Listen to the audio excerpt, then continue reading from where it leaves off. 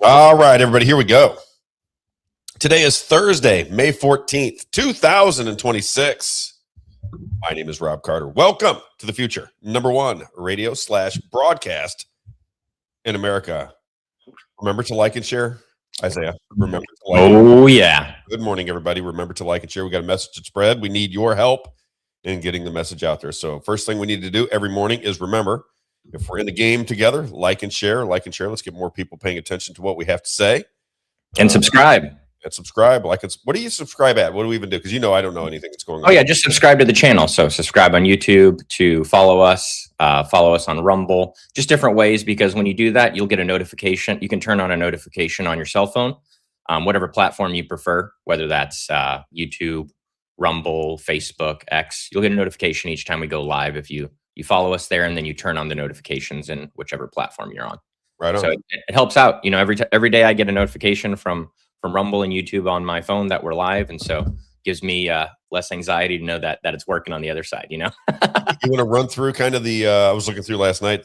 So the first month ended yesterday. Yes. I'm from radio. Nobody really knows where you're at. I thought it would take. And it probably will. I still think it'll take 3, 4, 5 months to get the radio audience to recognize where we're at, because they kind of an ebb and flow. They'll find us eventually because we'll start promoting it. There'll be advertising for the show, which we haven't even begun yet. But as people start to find out where we're at, we think a lot of those people will gravitate towards. There's my notification right there from Rumble for the show. See? There you go. So if you follow and turn on notifications, you'll get one. So then it was all blurry, but I think we get your point. I know, yeah. But the radio people that are still looking for us, they'll find us here eventually. But just an amazing first month. I can't get over what you were able to accomplish, because I don't even know what I'm doing. But I was looking last night. We're almost at 2 million views on X for both of us. Yeah, I'm at 2.1 for the year. But that's because of my the Somali story. Yep. Yeah, that was a big one. I'm at 2 million, and I just started. I know you do. That's what I was telling everyone. Rob is he never really he was telling Rob that he didn't post as much, but he's still got a lot of traction already. And so I'm excited to see, as you keep posting, how much more traction, because people are seeming to appreciate what you're saying and engaging. Fascinated by that though. 2 million. Yeah. It's just so crazy to me that I was looking through the analytics last night, and I'm like, wow, 2 million. It's so crazy. I think a lot to do with the MMTLP organization and the people there. So I don't want to dismiss that. I do thank them, because we are trying to spread a message. And whether you agree or disagree with my methods of getting things done, I am on your team, MMTLP. I'm trying to help you. Trust me when I tell you we're trying to help. So I appreciate what you've done for me on X. I mean that sincerely. YouTube and Rumble, I think, are now at we're getting close to 20 something thousand. Yeah, so 20,000 on the content for the show on YouTube. We surpassed that already. And then over 30,000, maybe 32,000 now for Rumble for the show. And Facebook has been the bigger issue, because Facebook keeps taking us down and playing with the algorithms. And Mark, replace the Z with an F. Yeah, yeah, no doubt about it. It's very difficult. But that's never been the game. We never intended to put live stream on X and let that be the main driver of our show. X is going to be the main driver, along with YouTube, Rumble, Spotify, if you want to watch it later on in the evening. If you're a Facebook watcher and you just know Facebook, and you're like, oh, Facebook, I use Facebook. Facebook sucks. Let's just be honest. People have to understand that it's not a good platform. If you want to show people what you had for dinner and pictures of your family, great. Not wonderful for politics. And maybe that's for good reason, right? Maybe people don't want to get a lot of politics on Facebook. But what we do, and the reason Facebook will be beneficial to us from a marketing standpoint, is that is when the clips begin to come. Once we start using our advertisers with the clips and telling little short stories, 60 seconds, 2 minutes, I mean, your clips are already doing great on there.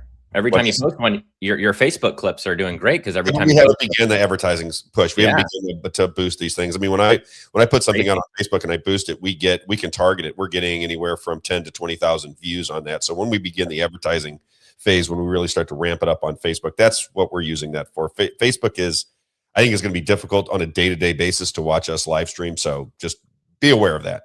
What do you say? 50 viewers. So we had 50 viewers watching the stream before we even started the stream. So that's awesome. Yeah. And you're trying to get to, we would ultimately, this is going to be a much bigger platform once we get out and get our name going, because Isaiah and I have not even begun the process of getting in front of, I'm going down to Jefferson City today. Yeah. We have 2 big MC events where we'll have a lot of celebrity people that we're starting to get people into our fold, because what's happening that I think is very interesting for people that are starting to tune in. Our goal is a media company. That's the ultimate goal. You're watching. We haven't even got into the batter's box yet. When I talk about what we're getting ready to get done and what the dream and the vision is for what we're trying to accomplish, it's a media company. It is to tie independent thinkers together and share information, because you can't get it anywhere else. You really cannot get it from big time podcasters that have big money coming in from certain areas, and it just when you have big money coming in. I'm talking about millions of dollars coming in. No matter who you think you are, no matter how wonderful you think you are, no matter how honest you think you are, you're contained. You have to be.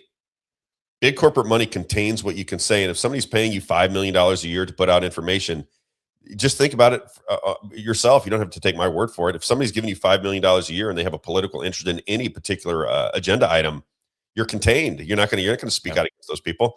We deal with small donations, local advertisers. That's the way it will remain. Do we want it national advertisers as we start to grow this, just to make sure that we have money to market the show and move it forward? Yes, I'm going to be very honest that hopefully that happens, and it will. We got 2. We got 2 really. Rick and Mitch are both national advertisers already, which is great. I mean, new ones. They've been with us for a while. Oh yeah.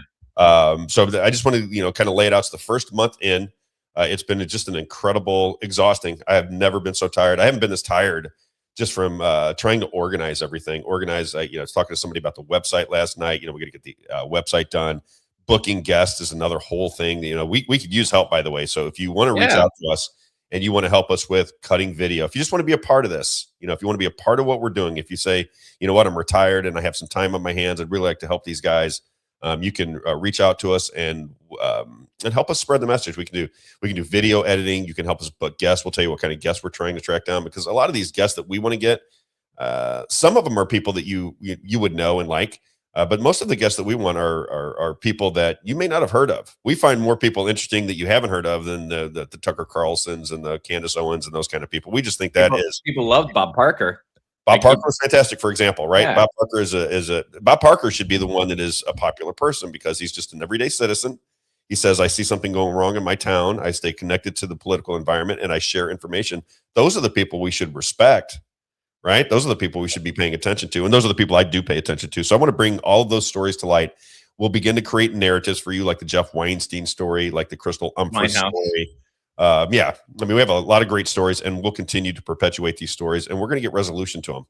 We're going to drive people crazy until somebody answers us on these stories, and that's the way it's going to go down. So having said all that, today's show is sponsored by peopleslobbymo.com. We had Holly Jones. Holly Jones is a house rep that I worked with at the radio station, and I like Holly. This is not, I don't want to take shots at Holly, but she got onto our social media site this morning, House Rep Holly Jones, and she, the knock on us within the Republican Party in the state of Missouri is that we're too negative. We're not nice enough. We're not sharing all the great information that's coming out of the GOP legislature in Jefferson City. And I don't know if that's fair criticism or not, but we are involved in certain things that we pay attention to. And Holly Jones was talking about Born Alive bill, which I think is probably a great bill. I haven't read it.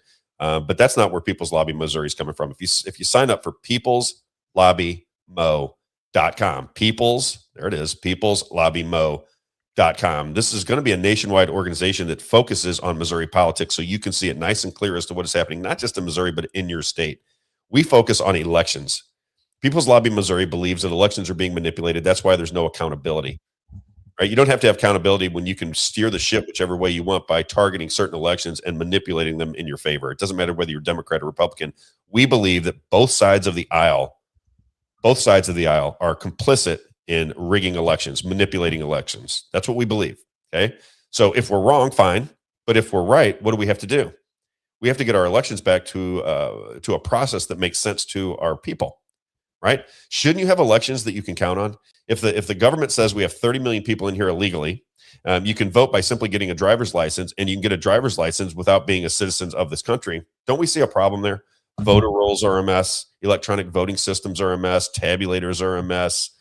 17,000 years to vote in an election is a mess. You got to 3 weeks, 4 weeks, 5 weeks to vote. Mail-in voting all over the place. It's absurd. It wouldn't be that way if the people in power didn't want to manipulate the elections. Isn't that obvious? Isaac, isn't that just obvious? I mean, do you have to be really a rocket scientist to figure out that if this country, either one of these political parties wanted to have a legit election system, would they run it like this? Yeah.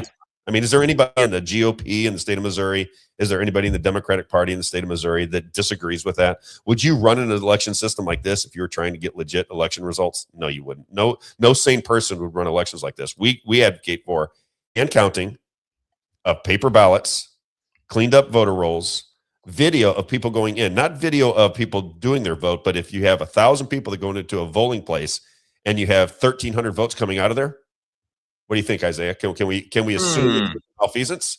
How many ever people go in? There can be no more votes than that, right? So video surveillance of how many people go into a voting center, so we can count the votes, live stream. So we just say, okay, we count these back up. There are 2,700 people that went into the polling place. There cannot be any more than 2,700 votes. Nice and simple. And then a state or a national holiday to vote. We should not have to take off work. It should not be a big deal. It's a celebratory obligation of our governing systems to have time to vote. Mm-hmm. I mean, we can get out of the corporate world for a day, can't we? Just to vote.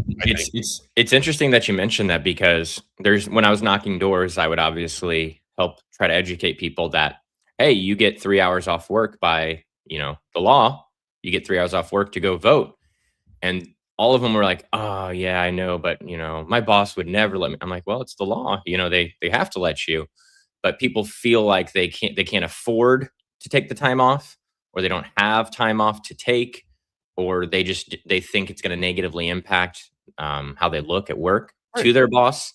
It's pretty ridiculous in my personal opinion. With the days that we have off, that we would have one day off to make sure that we control our republic. Wouldn't that make sense? Yeah. And why are simple things like this, Isaiah, in your opinion, why are simple things like this so difficult to get accomplished? That was my question to Holly Jones, because Holly Jones came in. She's got a bill going. It's a Born Alive bill.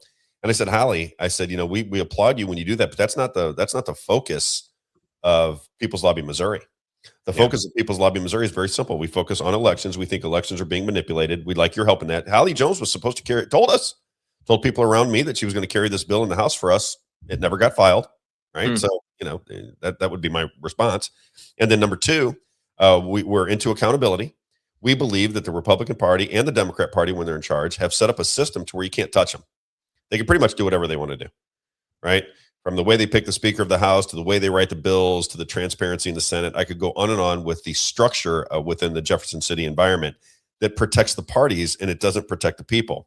I don't think you should be looking to perpetuate a party over the people that you represent. Do you, Isaiah? I mean, maybe I'm looking at it wrong. A lot of people would argue with me, I guess, but I think that your sole focus always is on the people that you serve, not the party. If you're doing work like you're in a team, it's like my party. It's like you're like in the Mickey Mouse Club and you got the hat on. And you're like, okay, this is my party. It's the Democrat Party. It's the Republican Party. That's all fine and dandy. We understand that you have to organize and raise money to get your message out. We try to do the same thing, but it should not take precedence over the people. And you're not performing, Republican Party. You're just not performing. We're trying to get you in line with what you tell us you want to do. Small government, lower taxation, safe streets, clean elections, things that you tell us you want to do. We're just trying to help you. You don't need to be mad at us or upset with us. We're not the bad guys. We're trying to help you get these things done. What we have begun to notice is that you really have no interest in it. That's what's frustrating. We don't see your interest level aligning with ours. and how you cannot take care of the elections after you claim that Donald Trump lost the election in 2020 because it was stolen through machines and malfeasance. Why wouldn't you take the time to fix that up for the people that you represent? Simple. Yeah. Well, in my estimation, it's very simple. Yeah. My observation has been just in local politics, because that's where I'm obviously involved every single day. And I'm not going to name the person because it's not really it's not really a big deal, but the statement made me, it just when people say things, you just think in the back of your head, that's interesting that you said it that way, right? And I think that just from what I've been exposed to in local politics, and I don't know if this is true in state level and federal level, but I think because you're kind of progressing in that political ladder, right? You're getting more emboldened and more egotistical as you go. Mm-hmm. And I have had conversation with another alderman here about a dog park that's getting donated to the city, right? Nothing to the taxpayers, just maintenance, which we're already taking care of that area already as a park. It's already a part of a park. So there's nothing really that no cost to the taxpayer, but lots of people are asking for it, right? Yep. Well, talking to this other alderman, she's like, well, I don't like dogs, and my husband doesn't like dogs and blah, blah, blah. I'm like, okay, what does that have to do with anything about the people? Exactly. It has nothing to do with anything, but this is kind of the mentality. And we'll talk about that here. But Tucker Carlson and Kevin O'Leary here in just a minute. Just a complete, one of the best interviews Tucker Carlson has ever done. And I'm very critical of everybody. You know that. I'm a critic at heart. One of the best interviews I've ever seen as far as. We're not saying he's not a CIA agent either. Right. It has nothing to do with him. I'm just talking about an interview to get out information so people can understand the issue. Tucker Carlson and Kevin O'Leary, the interview that he did last night about AI data centers and just the different perspectives on it was so fantastic. I just thought it was great. Just a real informative, enlightening interview. And we'll talk about that here in just a minute. I'll fill you in on what went down. The other things that People Lobby Missouri get into, peopleslobbymo.com. I ask you to join us. I ask you to like and share. I ask you to help us. The other thing with People's Lobby Missouri that we're into is taxation. We want to have conversations about taxation. Right now in the state of Missouri and in places all around the country, they're shifting tax burden. And by shifting the tax burden, they always make it look like they're lowering taxes. They have this Heather Overstreet going out now, this young woman going out, and in her video, she says, why do people not want to reduce taxes? Why do people not want, how can you imagine not wanting to reduce taxes? And then she'll show a video of the Democrats and this kind of thing.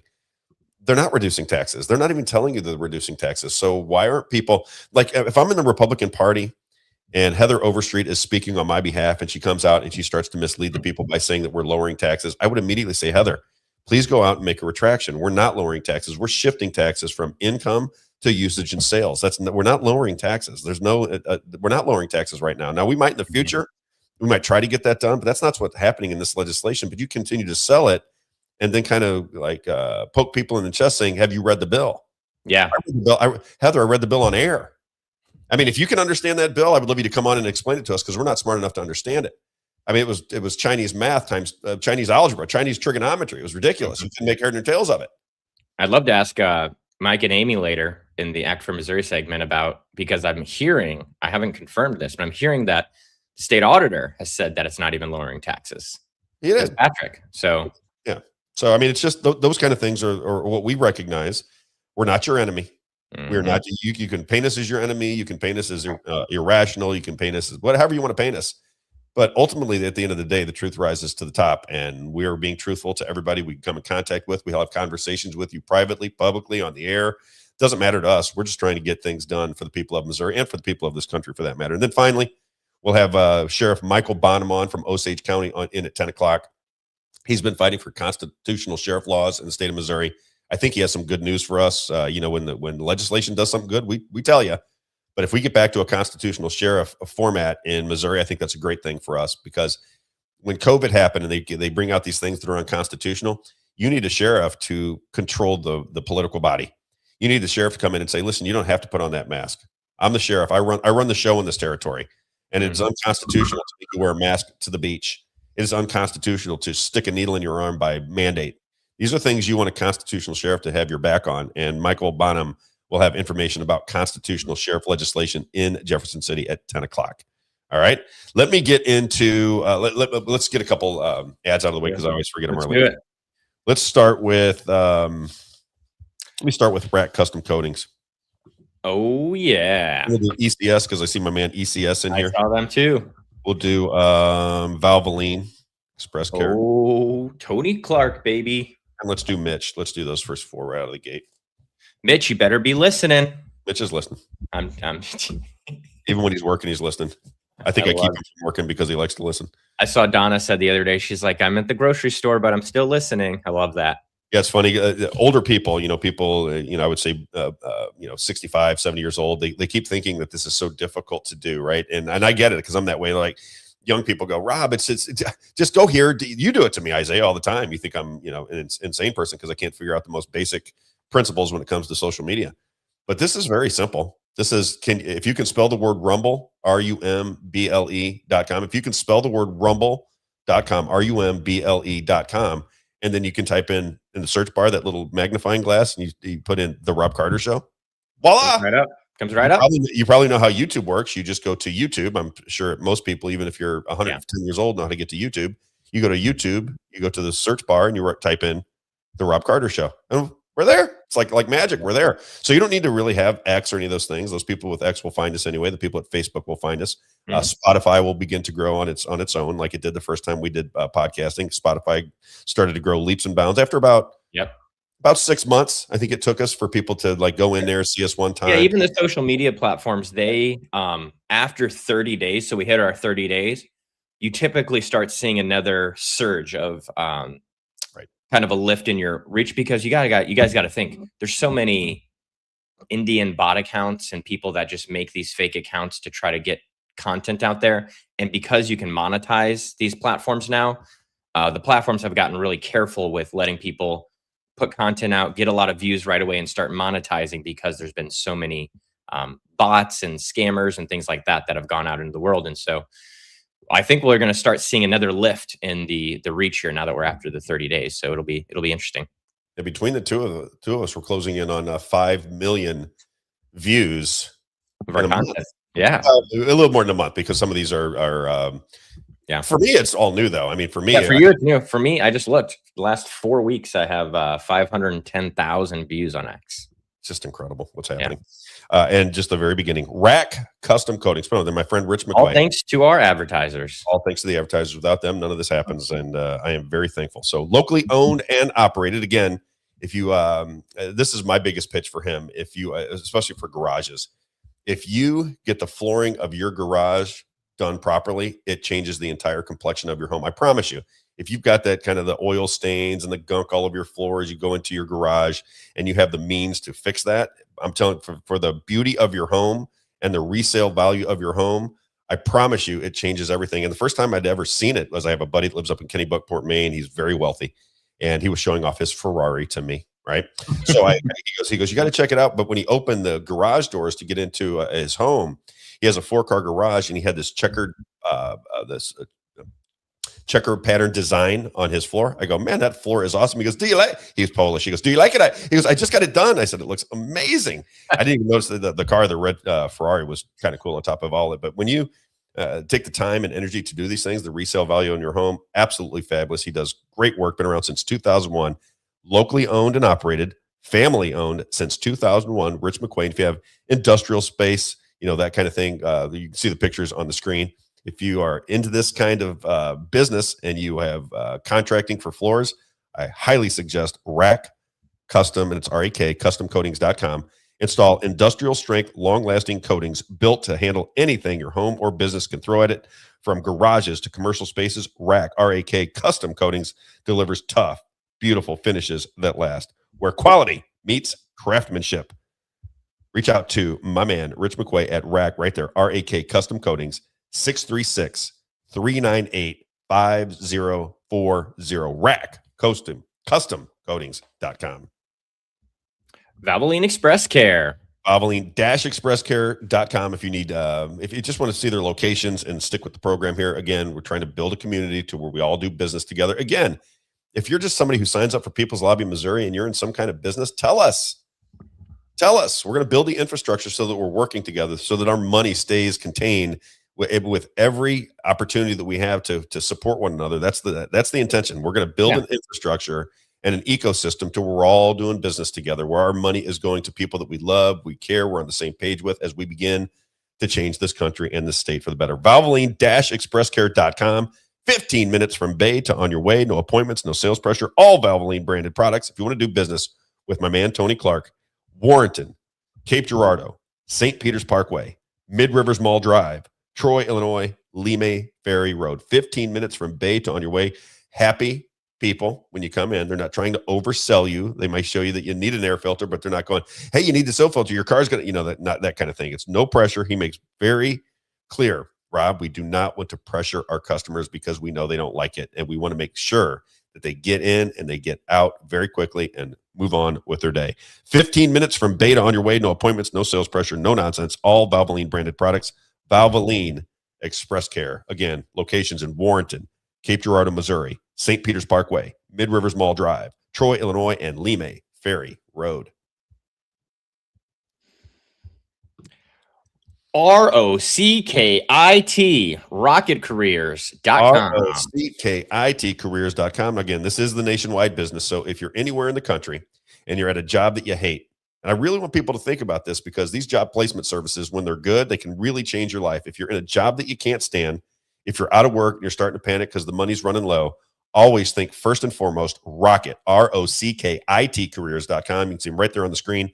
Talent recruiting, job seekers, outplacement. Mitch and Brian will take care of you. They've been at this. I think this is their whole life. They've been at this forever. They have a network from coast to coast. They're wonderful people. When you start doing business with them, you're going to recognize that they're there to help you. They get off on making sure that they put people in the right position to launch new careers and enjoy their life. And again, if you're a medium to small business, you got under 100 employees, and you're busy, and human resources continues to put not really good talent before you, and you need to fill a position. And it doesn't matter what it is. It could be an engineer, could be a nurse, it doesn't matter. Whatever, a mechanic, doesn't matter. If you want to change your business with better people, which is always what we need. We need more talent in our businesses. Lean on rocketcareers.com. They will take care of you. Rocketcareers.com, ROCKITcareers.com. It's cost effective.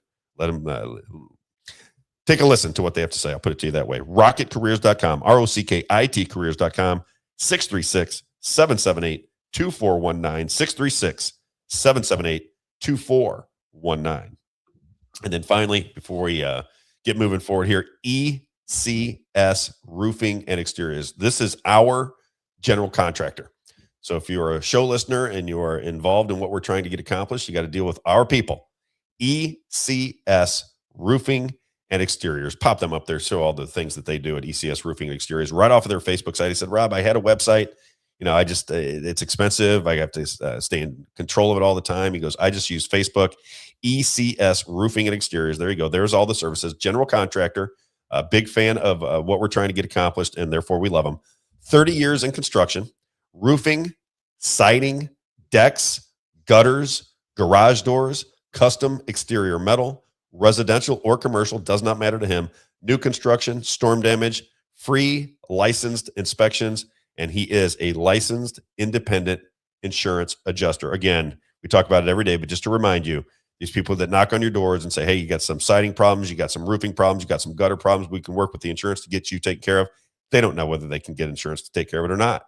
They're just trying to get you into the fold so they have communication with you, and then they're going to start working with you. He knows right away because this is what he does. So he can say, yeah, this is storm damage. The insurance agents are going to work with you, or the insurance companies are going to work with you. That is the benefit of somebody who does both. So he's a licensed contractor, but he knows what insurance is going to deal with. ECS Roofing and Exteriors. And then he sent me this, and I should read it again. He said, Rob, just a thought. One other area in my business other than storms is retail and new construction. I love the retail and new construction side of the business. We run on low overhead so we can pass the savings to our clients. Our prices cannot be beat.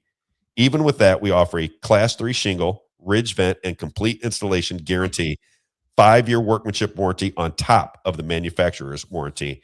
ECS, check them out on Facebook, ECS Roofing and Exteriors. That is our general contractor. And if you're listening to the show right now, please, please, please, when you have contracting needs, ECS Roofing and Exteriors. All right. We actually got a storm coming up here in Missouri. So you're going to want to save their number in your phone. Right in the storm out. I gotta sing. They won't let us play music, so I have to sing the songs. What am I gonna do? So I'll sing the songs on a daily basis. When you, it's so funny. There's a podcast that I listen to on YouTube, and they do the same thing every show. They have the same segments that they run through, and one of them is they write a parody song. So they'll take a real song and they'll make a parody out of it, and either one of the guy's wife is on the show, and so like they'll make fun of her, or they'll talk about some conspiracy or something like that. And sometimes their covers and their parodies are so good that YouTube takes them down because it sounds too good, because they're playing the music and singing and they're really good at it. And so it's so funny. You think this happened when I was seeing Ride and Storm Out? Yeah. Our little aria. Ride in the storm out. I think Copyright violation. Copyright violation. In my ear, it sounds exactly like him. All right, let me get into this because I want to get some this story out before Sheriff Bonham comes in. We'll have time in and out of some of these interviews to get this done, but I want to talk first and foremost about. Let's start with Tucker Carlson and this conversation he had with Kevin O'Leary. Now, Kevin O'Leary from Shark Tank. It was a great conversation because the men were respectful. It was a conversation where I learned a lot. You've said on the show many times, Isaiah, you said, well, how are we in a fight with China when they have 400 of these data centers and we have 4,000? Well, Kevin Leary explained that. He said, we have 4,000 data centers at a completely different level. The new ones that they're building are 1 gig plus. He goes, now in that situation, this is what we're talking about with these big AI data centers. He goes, China is way ahead of us on that. He goes, the data centers that we have now store your pictures, they store your emails, this kind of thing. He goes, this is a whole new ballgame we're talking about. He goes, these data centers are 1 gig. And he goes, those are new data centers. That's a whole different ballgame. He says, that's where China is outpacing us. Okay. So that was his fight for it. Now, if I listened to this, when I was listening to it, Kevin O'Leary is making the argument that the Republican Party in the state of Missouri and the Republican Party around the country, and Donald Trump, I think, is making, we're in a race against China.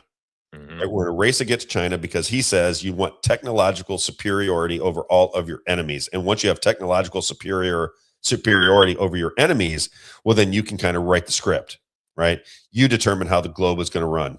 And you would not want to give that up to China, or you'd not want to give that up to some other foreign country. You would not want them to have the technological advances over your country, right? That's his argument. And he says, and I want to leave a legacy. He goes, I don't do this. Kevin O'Leary speaking. And I thought he was, I don't buy what he's selling necessarily, but I think he was earnest in what he was saying. He didn't come off as fraudulent to me. I thought, I think he's always said he's always in it for the money. He's always said that. He said he wasn't in this particular instance. He says, I got enough money. I'm not doing these things for money anymore. Well, I know, I'm saying, but he came off as earnest. He came off as a credible person.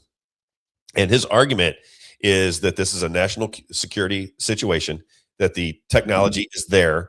Now it's simply the development of the technology. I thought it was a decent argument. I really did. Not where I'm at.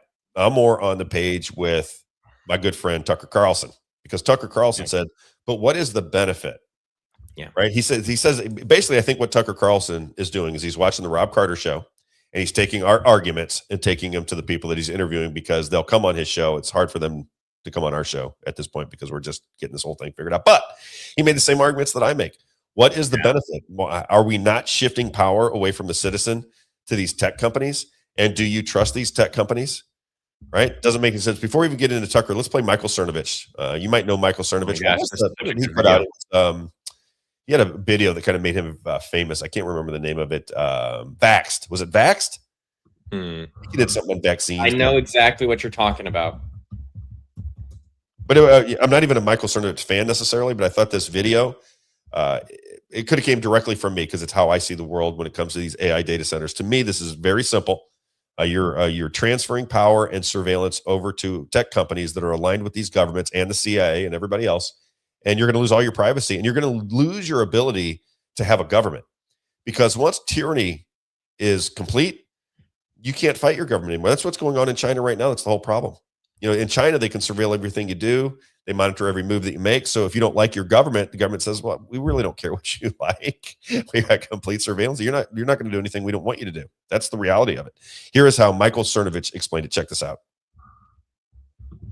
Right now, this very video is being analyzed, photographed. How does the skin look? Are his pupils dilated? Fed into an algorithm to psychologically profile me. The square footage of the room is being calculated. It's cradle to grave surveillance. That's why big tech wants the data centers. Now, I know as a public person, there's no way around it for me, so I don't try to do anything particularly cool to throw off the algo or the IA. I am what I am. I'm spied on. It's just the nature of the beast. But big tech, Mark Zuckerberg, vaccine mandate, funded the destruction of America, funded Black Lives Matter, funded illegal immigrants. They hire infinite H-1Bs, and now they're telling you that if we don't beat China, then the bad guys China win. But big tech are the bad guys. Who is this we? We were censored. We couldn't share the link to Hunter Biden laptop. We were told, take the vaccine or you're going to lose your job and your livelihood. Vaccine passports, dude, that's a dream under these data centers. They will do cradle to the grave surveillance. They will suck up every picture, video you take of your kids. It will be harvested. Every movement you make will all be stored. Digital currency will be stored. This is dystopian level stuff. And that's why, because nothing I've said can be refuted, that's why big tech and Kevin O'Leary, he went on Tucker, and people are mad at Tucker. I don't really care about that. They're saying, well, this is a China talking point. I'm China, dude. I'm China. Or big tech, which was funded by China. Exactly. Big tech, which promotes social credit scores and censorship. Big tech, which wouldn't let us talk about COVID, which originated in China. We're China now? No way. Don't fall for this stuff, man. They're using populist messaging. They're using nationalist messaging because they want a shot collar on you. They want the mark of the beast in the literal sense to control everything you do, and that's why they need these data centers, and that's why they're trying to our language, our populist nationalist message. Oh, we got to beat China. We? Okay. Where are the checks in, big guy? Where's the money? If it's us, and it's not just more profiteering by big tech, where are the checks, big boys? Oh, all amongst each other. We. You're not part of the we. Don't be a slave. Oh, I think that was really well done. Really well done. It's exactly right. When we're talking about keeping our community together as we begin to grow our community, and you understand that we're going to do business with you. We're going to do business with one another. We're going to communicate with one another. When we meet, as a community, we're going to get together. When we petition the Missouri government or Washington, D.C., we're going to do it as a group. We're going to build an infrastructure to where we have some say in what goes on in our lives. That's what they're doing. So the people with all the money and all the power, that's what they do now. They all work within each other. They all take care of one another. They build legislation so that they can benefit their friends and their families and everybody they're connected with. And the people aren't organized like that. That's why you have no chance against them unless we begin to, one person at a time, sweet Jesus, we begin to organize ourselves. So that was Michael Cernovich. Let's move over to, let's do Tucker Carlson. Which one do I like here? 12? Yeah, let's do 12. No, let's do 13. Start with 13. Okay. So this is where he talks about the power shift. Now, this is my argument. So when people say, Rob, we got to talk about the water supplies and, they're building these AI data centers. There's going to be noise pollution. I said, all that may be true. I don't know. I'm not an engineer. I don't know how this is all going to play out. That may be all. What you have to focus on is why they're building it. They're going to sell you on the idea that it is of national security. By the way, Xi, when he was talking to Trump, said we should be partners, not enemies. This was the President Xi in China. He said we should be partnering together, not enemies. This is how other people in the world look at it. We don't. Okay? They have a very compliant society. That is the nature of China. That's the nature of the Japanese, for whatever reason. But that's not the nature of America. We are free-spirited people. We love our freedom. We like liberty. We like that style of life. And we're beginning to give it away because nobody's paying attention to the infrastructure that these people are putting in right underneath our nose. As we pay for it, they're going to build it. And unless we stop it, it's inevitable. And it might be already inevitable because nobody seems to want to stand up and do anything about it. But here's how Tucker Carlson described it. Clip number 13. But consider the concern. So if you're rolling out what they're telling you, and clearly they believe, is the single greatest technological change in the history of human life on this planet, it's the biggest thing that's ever happened, ever, then you think one of your main concerns would be, well, does this change the relationship of the powerless to the powerful, the relationship of the citizen to the state, for example? One of your concerns would be, how do we do this and bring about the prosperity that it promises without totally eliminating human rights, making people slaves? Because we're against slavery, right? Aren't we against slavery? We were. How do we do that?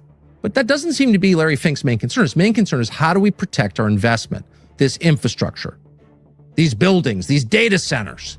Someone could drone them. someone could drone them. Now, who? Foreign actors? Hezbollah? Hamas? No, just people.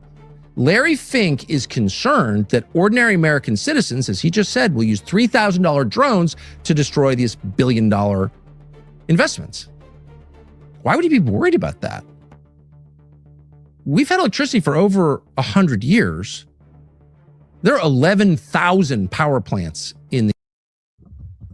Pretty good, right? Yeah. What I like about he's really good at that monologue stuff. That reading the script and selling it, he's really. I got to get better at that. I'll keep working on it. Well, he's got like 30 employees. Yeah, I like to just talk and roll. But when he said that, you're shifting power from the powerless to the powerful, that's what we're doing. Mm-hmm. And you're going to have people within the Republican Party and some within the Democrat Party are going to cheer it on the whole way. They're going to say, you know what? We want constant surveillance. It's going to be so fantastic for us. You just don't understand the scientific accomplishments that we're going to get done with AI. We understand that. But nobody's rolling out the protections. They're rolling out the AI data centers all over the world. There's no protections for you yet. There's no protections for what we're doing, Isaiah. Mm-hmm. And we can get taken down at any point. They can control the message. They can surveil you. They can indoctrinate your kids. They can leave your borders open. They can mandate medicines. What kind of freedom is that? Do people not recognize around this world that the freedom that we love so much in this country is evaporating right before our very eyes because it's a nice sunny May day and you can go out and have a good time with your family for a day? Right? I mean, that really is how I think most people see it. And it's not negative to bring it to people's attention. I'm going to have a great day today. I'm going to go down to the Jefferson City Capitol with my friend Jake Jackson. We're going to get some questions asked of some people down there. And it's going to be a great day. I'm going to enjoy the day. I'm going to have a great day. That doesn't mean that I got to stick my head in the sand and act like things that are happening aren't happening. Right, Isaiah? I mean, it's like people have thoughts in their head at the same time. Because the biggest knock on me, and it was all the way back to the radio, was that I'm negative. Negative? Nobody's ever called me negative before. Well, my ex-wife. She did call me negative a couple times. Isaiah. Just being honest. All right. Corporate welfare. This is the next one. This is Tucker Carlson talking about corporate welfare because he asks, why are you getting tax subsidies if it's a corporate business? And he said, we're bringing jobs, we're doing this and that and the other. And I thought Tucker Carlson did a fantastic job of boxing him in. This is what a good interviewer does. I don't even know if it's on this clip, but if you watch the entire interview, he boxes him into saying, we're giving you tax advantages for people that have $150 billion in the bank, and we don't get a portion of the business. It's not like the Green Bay Packers where the town has a piece of the Green Bay Packers. This is private interest using public money for your security so that they can build these infrastructures right on top of you, meant simply to surveil you every second of every day. Does it do some good things? Of course, with every... For your safety. Yeah. What's that? For your safety. For your safety. All right. Play this real fast. This is corporate welfare. This is with Kevin O'Leary from Shark Tank and Tucker Carlson. Really good. Clip number 12. Let me ask, though, about why taxpayers should have to pay for this if it's a private business and your tenants are some of the richest companies in the world. Why would taxpayers be required, as they now are, to subsidize this? They don't necessarily have to do that. They just won't win any contracts. It's a competition. But why are you getting tax breaks is my question. Yeah, everybody, you go back and you say, what incentives can you give us to invest $15 billion in the first 1.5 gigs? That's what it takes. I have to go raise $15 billion. Well, that's just okay, but anyone who starts a business, why should taxpayers have to pony up for that? They don't. But well, of course they do. If you're getting a tax break and they're not, they're making up the difference. There's a state budget. Hey, that's no problem.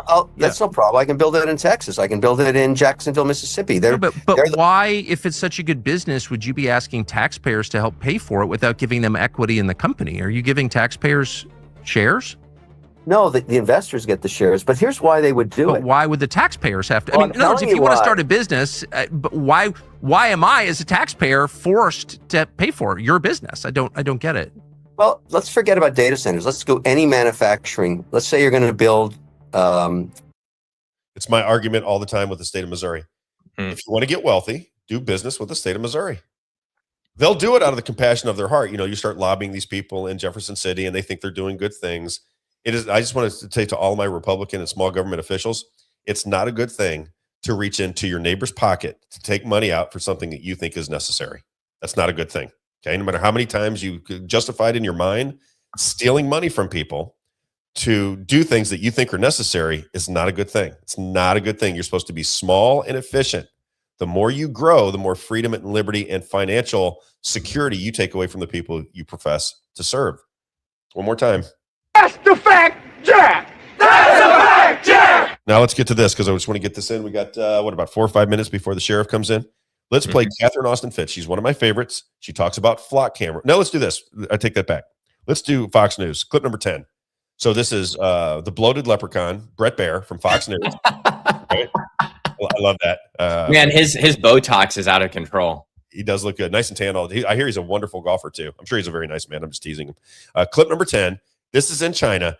This is China, and I want you to see the correlation between what's going on in China and the infrastructure that's being built in America. See if you can find any similarities. Clip number 10, Fox News, China, Brett Baer. Brother is watching. There are literally cameras everywhere in Beijing. We are outside the Haidian station, and I can count at least 20 on this corner.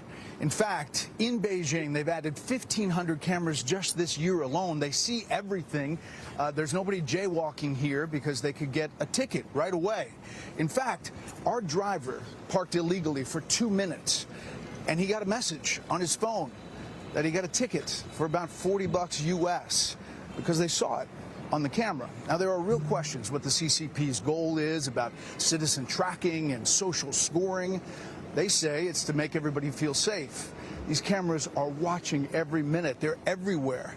And while they're watching us here in China, we hope you continue to watch. Special report from Beijing. All right, clip number 4. As they're watching us, we hope you're going to keep watching. As we sell the data centers, keep watching us as we build this prison around you. All right, clip number 4. Now, this is Catherine Austin Fitts. So remember we had Ike Skelton. Ike Skelton was on. He's from Lake of the Ozarks area. And he took flock cameras down. Now, these are the cameras exactly like they're describing right there, flock cameras. Now, flock cameras are surveillance of what's going on your streets.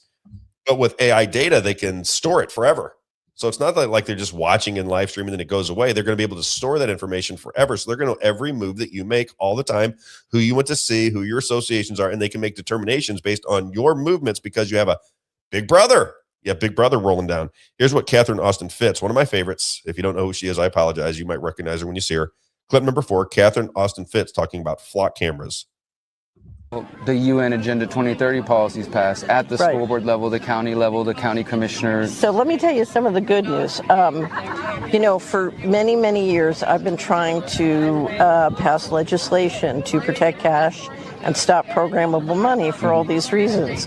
But one of the things that's happened, because it's an abstract idea and people have struggled with that, but now the local hardware you need to implement that system is going into place with both the data centers, the telecom that everyone's fighting, but then the flock cameras. And what has happened is there is a revolution across America of people who are so furious to discover that they are paying their county to put up cameras that track their every movement with the flock These are cameras. the automatic license plate reader cameras. More and more people are learning about flock everywhere. And there is huge pushback. Yeah, absolutely. It's unbelievable. And with the data centers, like you said, that seems to me like an issue that might actually have the rare chance to unite left and right. Right. And it's interesting. So the people putting in data centers have a couple problems. One is people are beginning to understand that they're going to be used for control. They're not going to be used to increase productivity. They're going to be used to increase control. But the other thing they're realizing is if you look at the projections of what energy they need and what water they need and what their environmental impact is, what the noise does to people who live around it, they're beginning to realize, oh, wait a minute, these people don't care about climate change. No, they don't. They don't. There was an article I was just telling a guy who I met who'd just gone to a data center conference. So what the conversation should be with the political parties, people representing us. Are you okay as an American citizen and a member of the Republican or the Democrat Party? Are you okay with constant surveillance of the citizenry? Are you okay with the stripping down of the Fourth Amendment? Is this something that's okay with you? Are you okay with the destruction of the First Amendment? Because that's happening too with these anti-Semitism laws. You know, it does destroy the First Amendment rights of people in the state of Missouri and around this country. Whether you like what is being said or not, that's not the argument that I'm making. But when you tell people they can't say things, when they can't discuss things because it's just too hard for some people, then you're suppressing free speech on a con job, on a lie. The entire premise of our society is that we have freedom of thought and freedom of speech, freedom of movement, freedom to own property, freedom to protect our families. That's what this country is all about. And I hope at some level, you don't have to like it. You don't have to like it, but that's the way it is. And again, one more time before we bring in Sheriff Bonham, like and share, subscribe, like and share. We have to move the ball forward every day. We're going to try to make it better and better and better. Like and share. We'll be back in. I won't be in tomorrow. I've got a court date tomorrow, so we'll be off tomorrow. Monday, we should have the new set up. We're seeking out a new set for live interviews in Missouri. So we'll put a live set together with multiple camera angles. We're doing it right, and I appreciate all the people that donated the money to get that done. We're about to travel to DC too. I know Rob hasn't mentioned that, but we're going to be going to Washington DC. So any support financially that anyone can provide will help us. We're going to be driving there to save money. People donate to you, Isaiah, because you got money I didn't know you had coming in. Where'd you get that at? That link tree? That link tree, yeah. So the link tree is on Rob's X profile, and I also put it in. It's pinned in Rumble and YouTube right now. At the top comments, it's pinned. You can go there and donate. It's called Ko-fi. K-O-F-I is just the platform that we use to donate directly to the show. And so that's the easiest way that you can support the show directly, is just by clicking that link and donating to us. A lot of people have already. And so really, really appreciate that. And it helps us buy gas money. It's all that money goes to Isaiah. That's Isaiah's money. Unless it gets too big and I'll snatch some of that. Babysitters really is the main. Back to the show. All right, let's bring in Sheriff Mike Bonham. Let's do it. Osage County, my man. I think we might have a win here. I think I got conflicting information yesterday from Sheriff Bonham, so I'm not sure. What's going on, my friend? How are you? I don't recognize you without the big sheriff hat on. We got sound issues. There it is. Can you hear me now? I can hear you now. I can see you now. I can hear you now. How are you, my friend?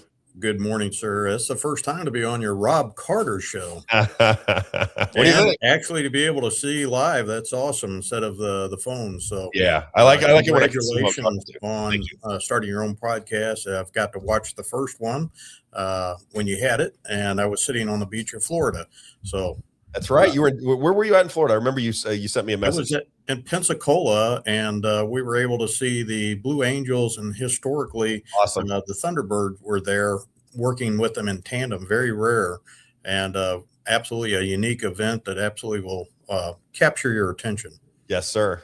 All right. Well, give me some good news. I think we have good news. I'm not 100% sure we have good news, but I by the texting back and forth last night, I think we have some good news to announce.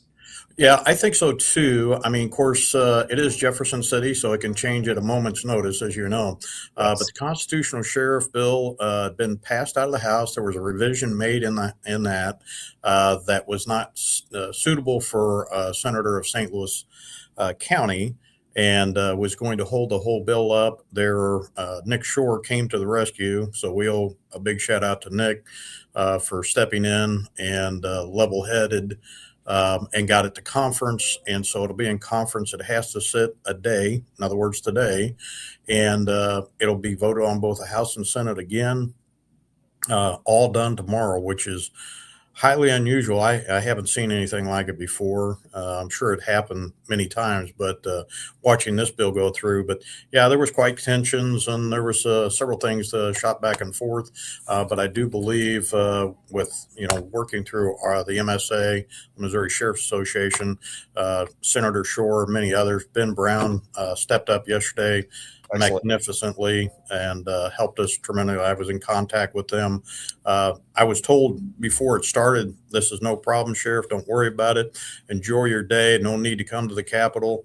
So I was out conducting sheriff business in our county, and the phone started blowing up with all kinds of issues. And Senator Carter, which is the bill sponsor, started off and said it was dead, which I, had to pull over and think about what she just texted me, and then started making phone calls. I'd actually was trying to keep you up to date. So things that were going on, others that have great interest in this bill as well. But people don't like to give up power either, Rob, as we discussed briefly. And I thought that, I will be very grateful for the Republican Party. You got to give praise where it's due, right? Because I think when you give up power, that's a big thing. Because right now, they basically run the state. They have most of the statewide offices, and they run the state. So for them to give power away from a political person to a sheriff, that's a big move. I mean, you gotta respect it. And I think if this happens tomorrow, it's one of our core issues. It's one of our issues with People's Lobby Missouri. You spoke at my opening event. You know that's an issue that we think is necessary based on COVID. For me, that was when I really recognized the importance of it. I need somebody to protect my constitutional rights, and if the government's not going to do it, I need law enforcement to take over and protect me. And that's why I thought it was such a good bill. What is your take on just the bill in general, and why you think it's important? I mean, are you on the same page with me? Is there any more you'd like to add? No, I think you've hit it right on. We've had several conversations, and like you said, you've got to be able to see me speak on it as well. I think that this was a misnomer. Many people believe that their sheriffs were constitutional sheriffs, in other words, enshrined in the Constitution. But when they found out, and much like myself, when we found out that that is not true, it is not in the U.S. Constitution, nor is it in the state Constitution, and was changed in the 40s to currently the way we have. And that goes back to the Pentagrass movement back in Kansas City, that lawmakers started to make a change to take care or take control of the local offices and be able to regulate local officers. But I make the case that the sheriff's office is very unique for each county to protect the rights of our citizens and the citizenry. Obviously, St. Louis is much different than what Osage County is. And I'm elected. I listen to the people here. I go to the local meetings, whatever the case may be. We'll go wherever we're invited to be able to speak. But more importantly, I think it's important that we listen to what the constituency is telling us. These are my fellow citizens. One day I'll return to just a citizen. This is my republic, just like yours, and it's an honor to be able to stand in the gap. And there's been times where we've had to make tough choices against the tide, if you will, to monitor what is constitutional. What are we going to do? And you bring up the COVID and situation, and all of us were lied to. I don't think there's any doubt about that. And so on one hand, you want to make sure you're protecting life, that we're not putting people in harm's way. But on the other side of this is making sure that we're protecting the constitutional rights of individuals, whether that's business owners that decide that they want to make everybody wear masks. That's their right as well. But far as in the public, it is not my position was we cannot tell the citizenry what to do on a personal level of health. And we didn't. I'm not going to tell churches to shut down because I myself a man of faith as well, and I don't think it's right that the government should tell us. And that's where the government should be abiding by the Constitution and the First Amendment.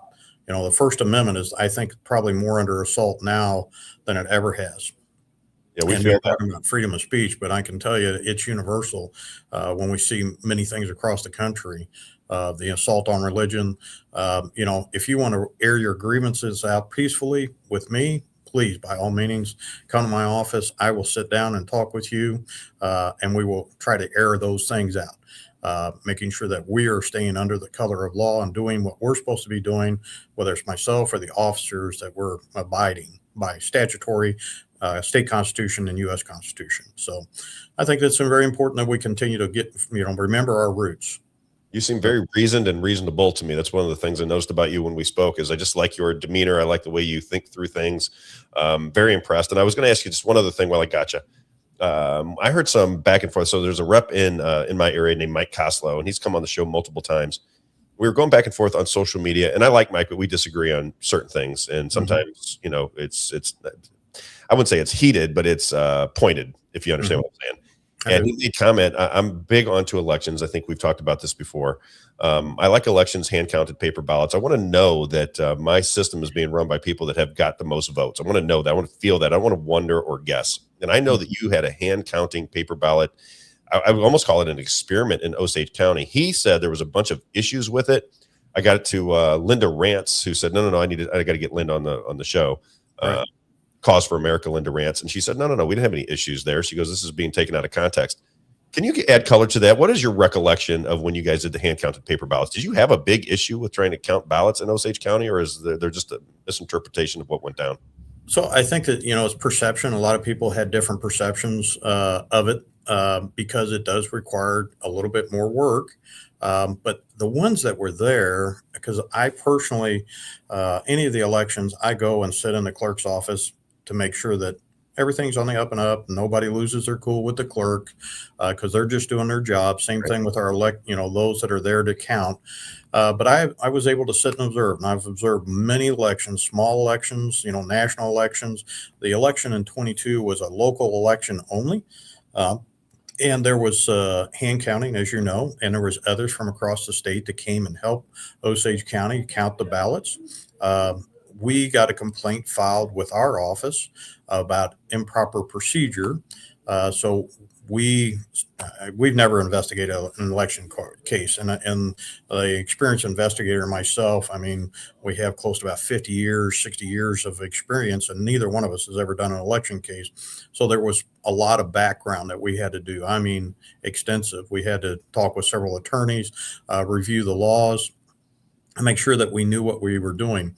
What was discovered, there was some things that were improperly done after the fact.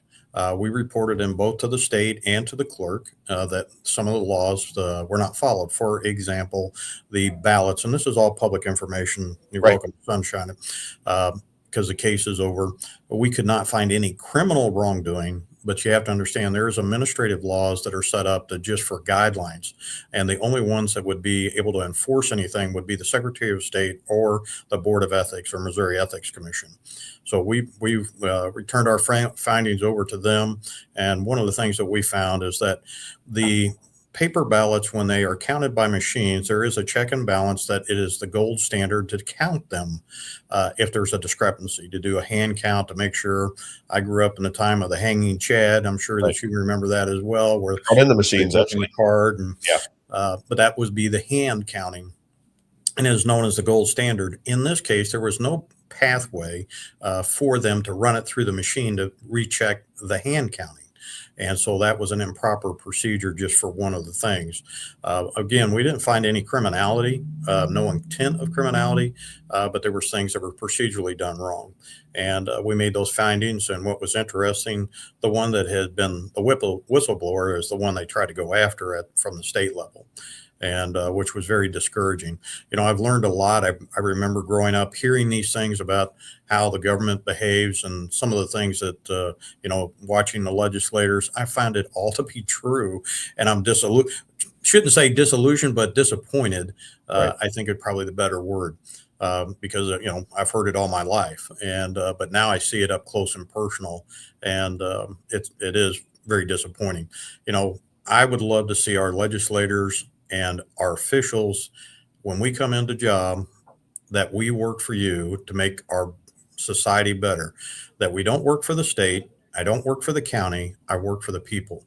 And if we would get that mindset, I think it would be a lot better. I see too many state officials that they're all worried about the state, but they forget the constituency that they've left and were voted in by. And that is very disappointing.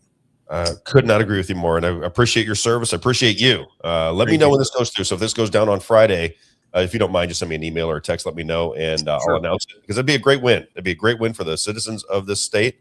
Be a great win for the GOP. To get this thing done. I think we'll. Agreed.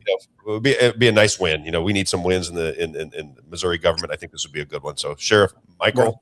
One last thing, Rob, is that once this gets passed, then it's going to be the campaign portion of this, where the people of the state, we are going to have to do grassroots. There's not some sugar daddy out there with multi-million dollars to do an ad campaign. It is going to be totally dependent on the citizenry, the republic, to come together and tell the world that this is what we want. We'll connect with you and we'll help you with that. I'm trying to get that done now. I don't know if you're at the beginning of the show. What we're trying to get accomplished is one person at a time, bring people that are like-minded together, that are freedom lovers, people that love this country, bring them in so that we can share our resources. You have resources that pay attention to what you're saying. We have resources that pay attention to what we're saying. And then we're connecting with people all over the state of Missouri and around the country, really, to say, stay with us, stay on the page with us, so we can share information, use our money, use our resources, shop at our businesses, that kind of thing, so we can have the resources to get a message out and get things done. So right there with you. We'll be in touch. Thank you, sir. Appreciate it. Great day, my friend. You got it. What a great guy. I dig him. He came all the way into St. Louis, Isaiah, for my opening and spoke at it. And he's just got a presence about him. But I dig what he has to say. Where'd you go? Isaiah, take off on me. Where you at, young man?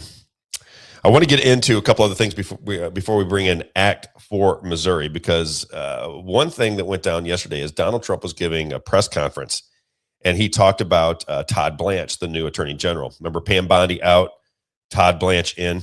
The reason I bring it to your attention is Todd Blanche is a Democrat. These are for the people that continue to say, Rob, you don't understand the 5D chess. And I just want to give you every day, just give you a little bit of information. You do what you want with it. But when he made Todd Blanche, or when Todd Blanche took over as the attorney general in Washington, D.C. for the Trump administration, everybody goes, it's going to be temporary. He's going to bring somebody else in. And I said, I don't think it's going to be temporary. I think Todd Blanche will be the new attorney general. I don't think they're going to have anybody else come in. Well, if you just pay attention to what he's saying, here is Donald Trump again. It's clip number 1, Isaiah. Listen to what he says right here. You can tell already that Todd Blanche is going to be the new guy. And Todd Blanche, if you pay attention to Alex Jones was saying Todd Blanche was the problem. He was the problem. It wasn't Pam Bondi. It was Todd Blanche. It was Blanche that was the problem. It wasn't Bondi. It was Blanche. It was Blanche. It was Blanche. So we get rid of Blondie, or Bondi, however you want to look at it. And who do we end up with? Todd Blanche. Everybody thinks he's going to be temporary. They're going to put somebody on top of him. I would say the writing is on the wall. Todd Blanche is going to be the new attorney general. Clip number 1. Check it out. We have a man who's doing a great job, I'll tell you. I knew it because he kept me out of jail for years. Acting Attorney General Todd Blanche. He kept me out of jail. They would indict me left and right. So now, now he's selling the idea that Todd Blanche is the guy. He's doing a fantastic job. He kept me out of jail. They roll these things out. They sell them before they announce them. And my guess is, watching how this political system works, that was the beginning of selling Todd Blanche. They're going to sell Todd Blanche. He's going to be the attorney general. He is a Democrat, or was. I mean, he's a Democrat. I mean, whether he says he is or isn't, he's been a Democrat his whole life. There you go. That's going to be the new attorney general. Hallelujah. Hallelujah. Hallelujah. Todd Blanche. Like Pam Bondi was a Democrat. Right. And then the other one I want to get to, when I was on Real Talk Radio, they used to praise John Fetterman. Do you know who John Fetterman is? Of course. So he's the senator from Pennsylvania. Also, he has to read all his. He has to read everything. He can't read. That's the interesting thing about it. He has no mind power, right? Yeah. So when he was running in, it was a big race back in the time up in Pennsylvania. Oh, I remember. And the people on our station when I was at Real Talk Radio would always say this, and I'd say, how in the world are the people that I love? I think they're great people. I think they're smart people. How can they be praising John Fetterman? John Fetterman is the epitome of a puppet. I mean, just the absolute epitome. Here's a guy that won his election, and he couldn't speak. He'd had a stroke. He couldn't speak. He was doing interviews where the computer was talking for him. Yeah. And he won an election in Pennsylvania as a Democrat. Interesting during because Biden was president. You know, it's like you got Biden, can't put a sentence together. And then all of a sudden you got this guy in Pennsylvania. You know, I know he has a brain injury, but when I say didn't look good. When I say that it is theater in DC, and people continue to, not recognize that, some do. But these things are all prearranged. There's nothing coming out of Washington, D.C. that isn't determined by big donor money. Nothing. Zero. Not one thing is not prearranged. Nothing is not orchestrated. It's all orchestrated. Even if your senator or congressperson doesn't recognize it, I promise you, it is all orchestrated. And I want to show you that with John Fetterman. So we had Joe Biden. If you remember, he ran his campaign giving speeches to people that were sitting in perfect circles with 2 masks on their face and people honking at the applause lines. Okay, this is a guy that supposedly got 81 million votes. He couldn't walk up a flight of stairs, couldn't complete a sentence, has zero cognitive ability left, and he won in one of the most contentious races of all time. Joe Biden gets 81 million votes, right? So we have to assume the election was stolen. Have to assume it was stolen just because it doesn't make any logical sense that with the popularity of Donald Trump at the time, that Joe Biden would outpace him and get 81 million votes, even more so than Barack Obama. It doesn't make any sense.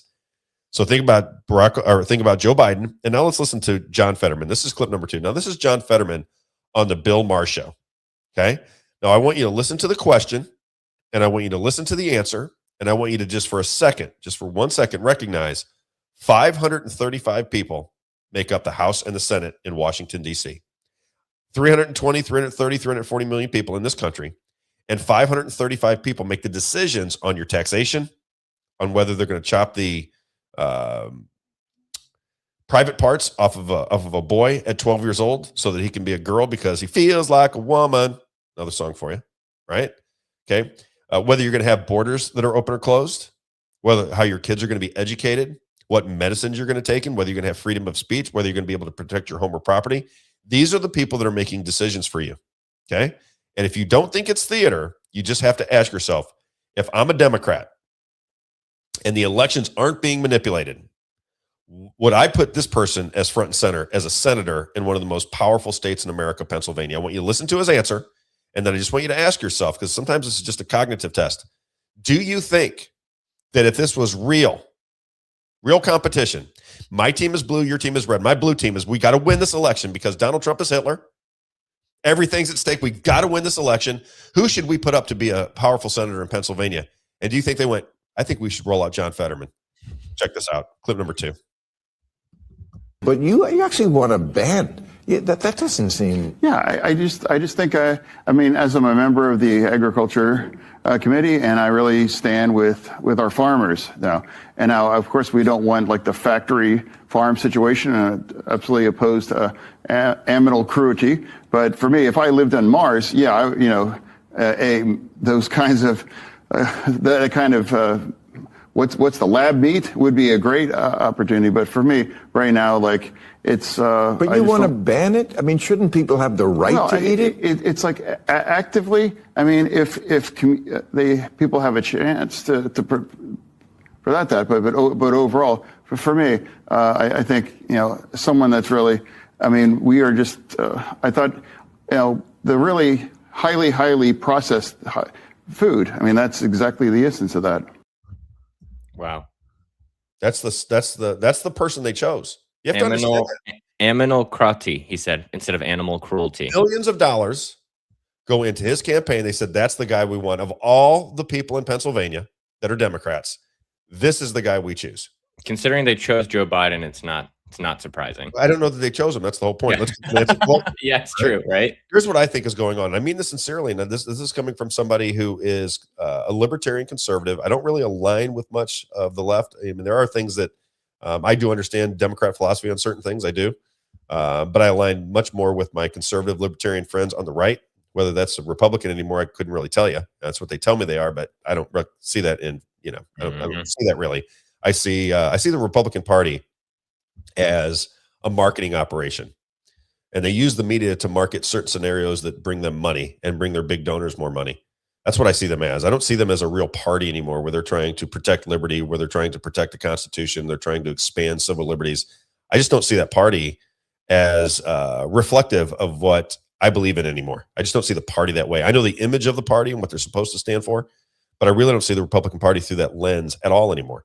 Here is Nancy Pelosi talking about elections. Now, again, this is what Holly Jones, remember I started the show talking about People's Lobby of Missouri. Holly Jones, House Rep from Missouri, made a statement. Why don't you guys, when we do something good, why don't you say it? Right? Basically is what her message was.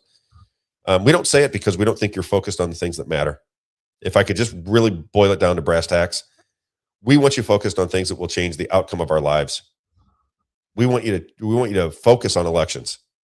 We want you to care about elections. We want it to mean something to you as a citizen. Forget the Republican Party, that you're a House rep or that you're a senator from the state of Missouri. We want you to care as our neighbors, as my neighbor and as my friend, as somebody who loves the state of Missouri and loves this country.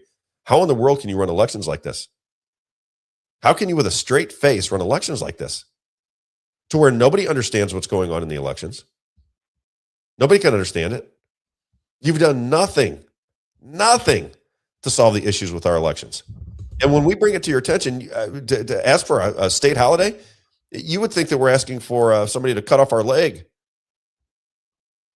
It's just crazy to me.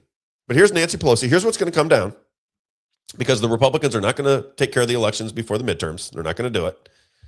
Here's what Nancy Pelosi has to say about the elections. Now, this is what we'll have to fight if Donald Trump or conservatives win. This is going to be the story moving forward. Here is Nancy Pelosi on the elections. Check it out. But with this president and these Republicans who have no commitment to the rule of law and doing things the appropriate way, we're ready. We have three purposes now. One is to win the midterms. Two is to make sure the elections are safe. And three, to tell people what we will do when we win. And that is the mission. There's so many things that you can do to protect the election, and they are being done, whether it's litigation or legislation or just mobilization, communication, all of that.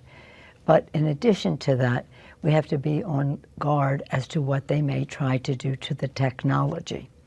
They may try to creep into the technology and create a false count. How do you guard against that? That's a challenge. It's funny that she's saying that. Isn't that interesting? Now I'm on the side of Nancy Pelosi because it's not a two-party system. It's a two-party charade. Yeah, whoever's in power, the other one's going to say, "Oh, they're stealing the election." Why can't people see? It's just so obvious to me. Yeah, she sounds just like Donald Trump in 2019, right? Exactly. So I would just say to all of the people, in particular Holly Jones, who I was hoping was going to carry that election bill with Ben Brown for us, I want you to hear Nancy Pelosi, right? Because this was our argument 6 years ago. This was the Republican argument 6 years ago. And now that the Republicans are in power, they're going to make the same argument from the left. And the reason that should catch your attention is because both sides are arguing about what? What did she say? Fixing it through the what? Through the technology. Technology. This is what we want to get rid of in the state of Missouri. Even if the elections aren't being manipulated, the idea that people don't have confidence is something you have to, that's the hurdle that you have to jump. Mm-hmm. When your leader, Donald Trump, comes out and says the elections are being stolen through technology, sends Rudy Giuliani and Jenna Ellis out there to speak to everybody, and says the electronic voting systems are rigging the elections, when Tulsi Gabbard stands in the White House and points to Donald Trump and says we have credible evidence that technology is stealing our elections, then damn it, why aren't you doing something about it? What's the holdup? What is the wait? What is the problem? Who doesn't want to do it in the Republican Party? That's what we should find out. You should all stand up in those votes that we can't watch because you hide the Senate video from us and say, who would like to have a clean election in here? And then when they stand up, go, who thinks that this is the best way to run a clean election in the state of Missouri? Who thinks this is the best method to run our election system? And have them stand up so we can understand who's insane and who isn't, who's a fraud and who isn't. Because if you were to start this system from scratch right now today and say, hey, we were going to get this election system in order, this is not the way you would do it. So the only people stopping you from doing it is yourselves. It's not the people. The people want clean elections. They want a paper trail of the elections. They want to see the votes. They want to hand count them. If you want to run them through tabulators, I know the people associated with me don't even like them running through the tabulator after. Do whatever you need to do, but count them by hand on paper ballots under video surveillance going into the polls, not the votes themselves. We got the privacy of the vote. I understand that. With a state holiday. I mean, I just don't know how more simple it could be. Yeah, and the RePACMO vetting asks you if you agree with that or disagree with that to be vetted through the Republican Party. Do you think that ballots should be hand counted? And then another question: do you think that they should be recounted with machines? It's very interesting. Hey, what's your take on it? Do you think they should be recounted with machines? I don't think they should, but I'm not against it if there's already been a hand count first.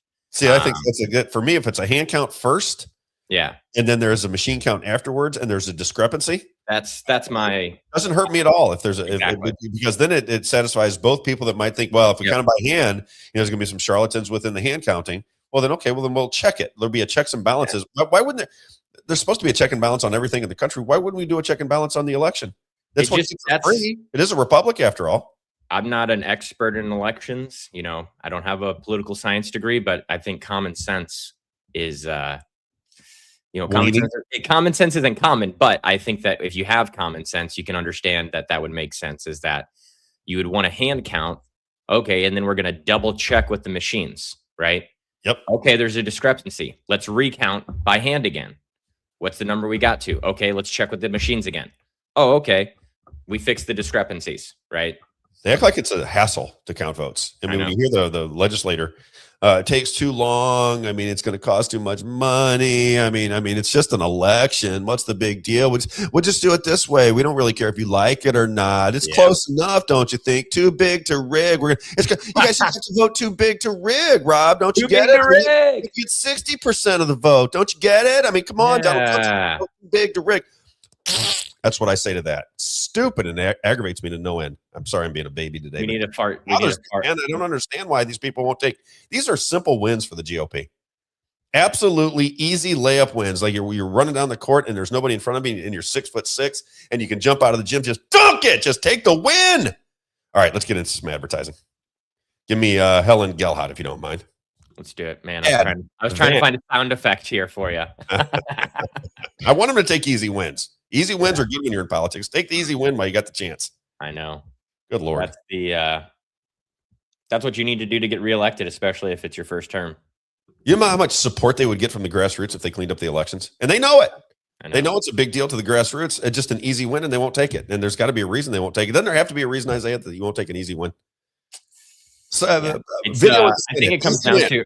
I was just seeing on Facebook the conversation back and forth. I think on one of your posts about, or maybe it was a People's Lobby post, talking about Americans for Prosperity and how they're funded by the Koch brothers and things like that. So it's just the financial industrial complex, like you and I talk about, Rob. Right. You know, it's where the money's at.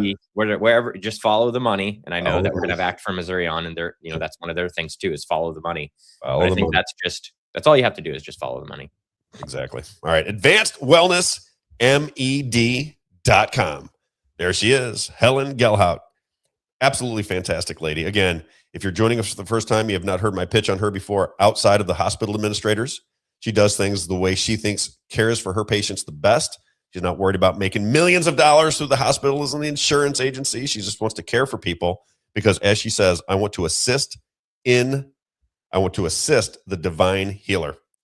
Spiritual woman, she says, feel, think, look better, live longer. The earliest cancer detection systems in the game, or what would they call them? Earliest detection blood tests, right? So earliest cancer detection blood tests.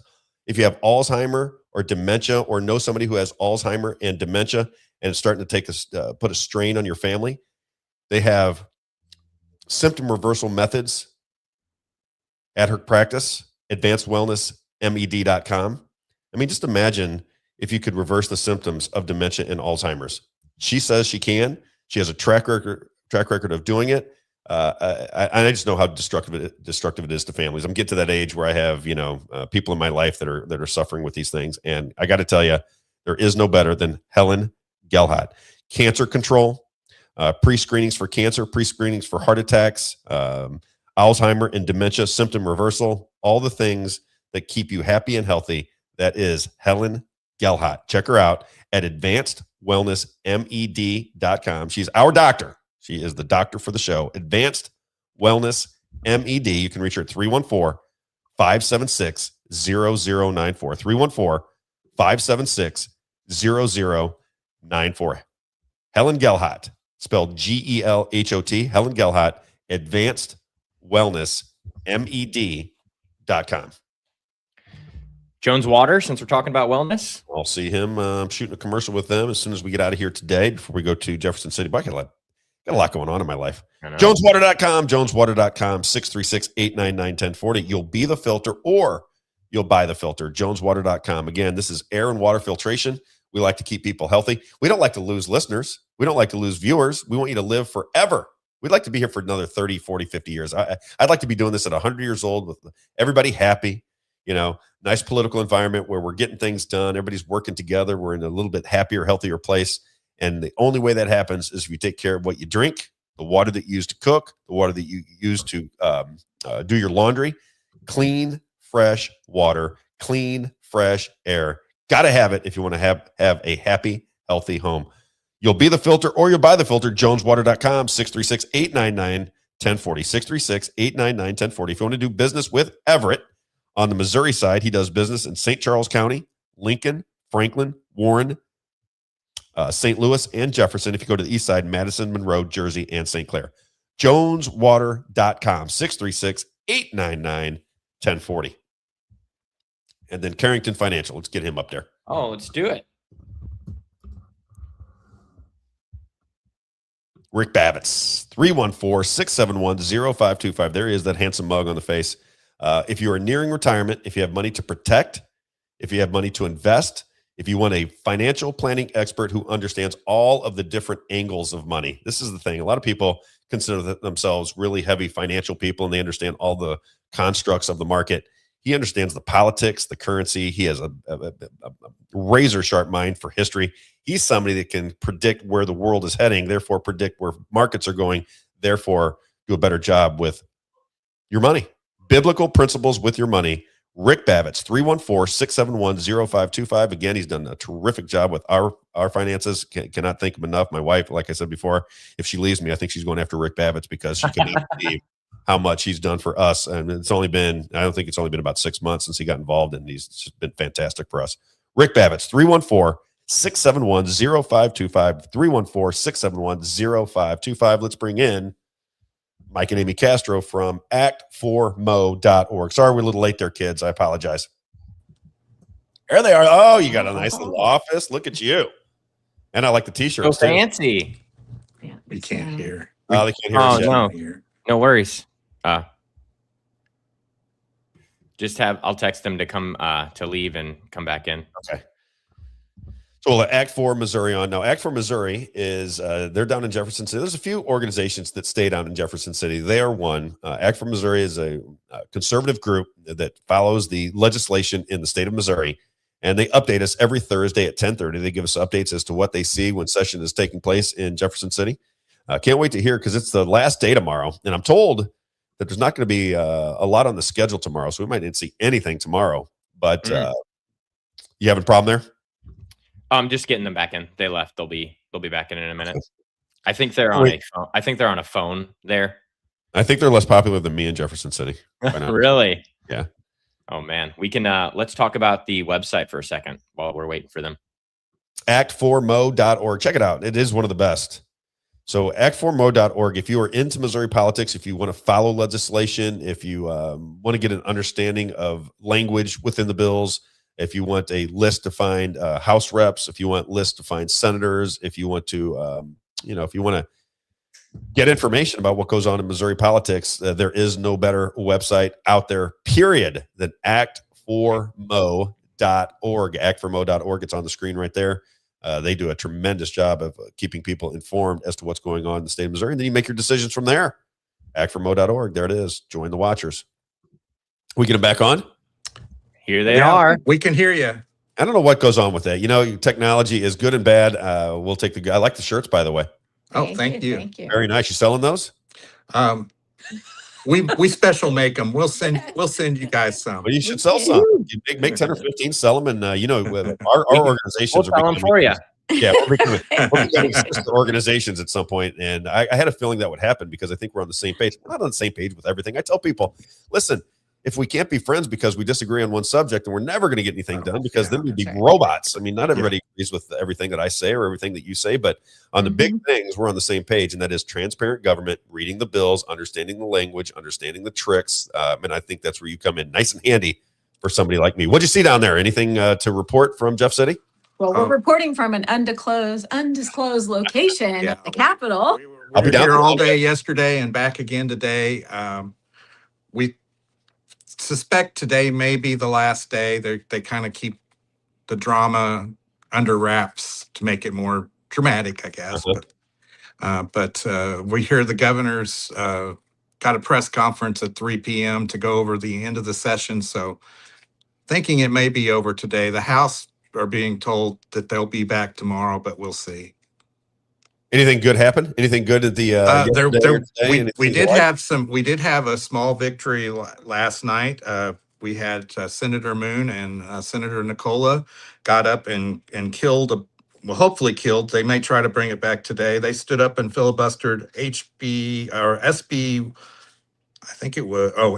2474, and it has to do with, it's called Progressive Design Bills, but when we started looking into it, it has to do with sustainability and green building and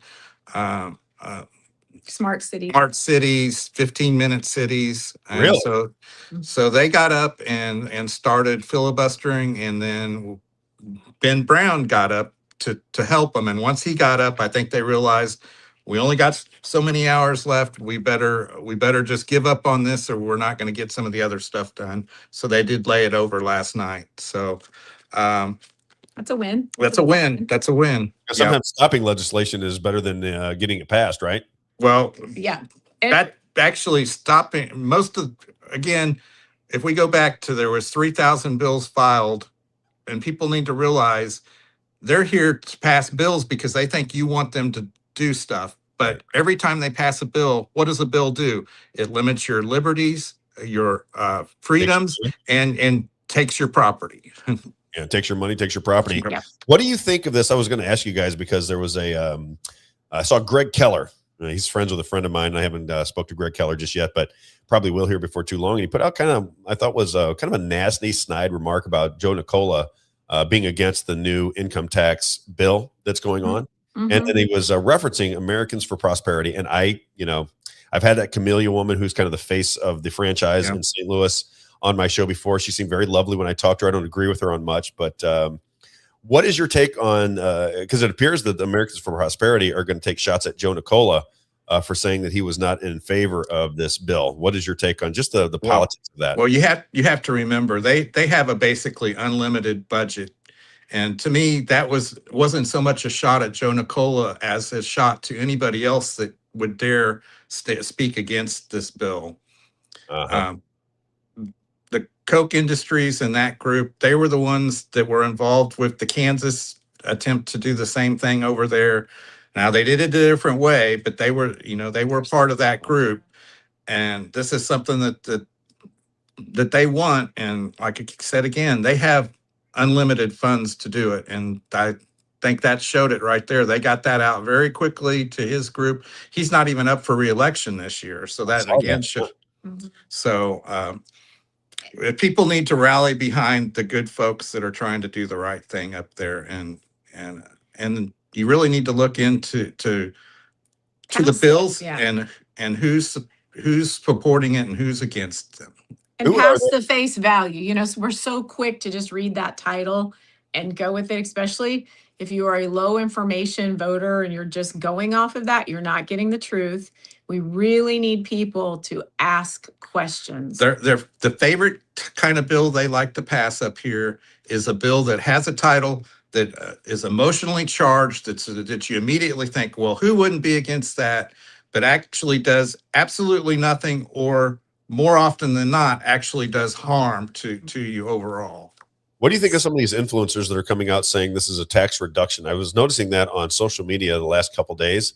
And there's influencers out there saying that this is, you know, why would anybody not be for a reduction of taxes? Well, let's first state the facts. I mean, they haven't actually read the bill then, if that's what they're saying, because the bill itself and even the handler of the bill and a lot of the main proponents of the bill will tell you this is not a tax reduction. This is a tax replacement. And voting for the framework to make tax change. Right. Yeah. And that's what I don't understand about the when I keep hearing you should read the bill, you should read the bill. I read the bill. I read portions of the bill on air. Right. Yeah. What I don't understand is why they keep saying because there's a framework, right? But they're leaving decision making up to a future legislative body. So how do you even know what's going to come out of it? I mean, what is do you understand it? I think I've had some back and forths online with their economist that's helping them push this, and I think I finally realized the disconnect that we're having with a lot of these folks is they're looking at this from a government point of view. From a government point of view, this is revenue neutral. That's, you know, we're going to bring in the same amount of money as we're bringing in now. So why wouldn't you be against it?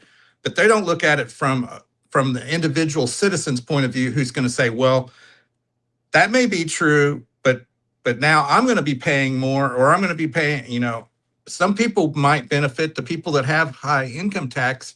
But again, people need to also remember this is just Missouri's personal income tax. And expanding to sales and services that aren't currently taxed means that even if the rate isn't extremely high, which we're running numbers that are showing that it's going to be above 6%, almost guaranteed, 6% is really tough for them to hit that number that they need to actually eliminate personal income tax. But even at that number, it's going to be 6% on many more items and services that you're not paying tax on now. Yeah, what I was noticing too is, you know, I follow these people on social media. I like to see what kind of responses they're getting. And it's not our group. You know, I just watch how people respond to them. So it's not People's Lobby Missouri or Act for Missouri. It might be some of your people. I don't know, to be honest with you. But I watch the responses, and it seems like people are very skeptical of this bill. I don't know if it's going to pass. I don't trust the election, so who knows what will happen when this bill gets out to the voters. But it does not appear that many people that are paying attention, the people that are really watching what's going down, that they're in favor of it. When you see these comments come out from these people behind the bill that are trying to push it, and you read when they post about how this is going to be great for people, and if you read through the comments, and I know a lot of the people in them, they're not necessarily surrounding me, but I know these are people that are down at the Capitol lot. They're all pushing back on it and saying, hey, this is going to hurt lower income voters. This is not what you're selling it out to be. You're trying to make it look like this is a tax reduction. It's just one comment after another that seems relatively negative.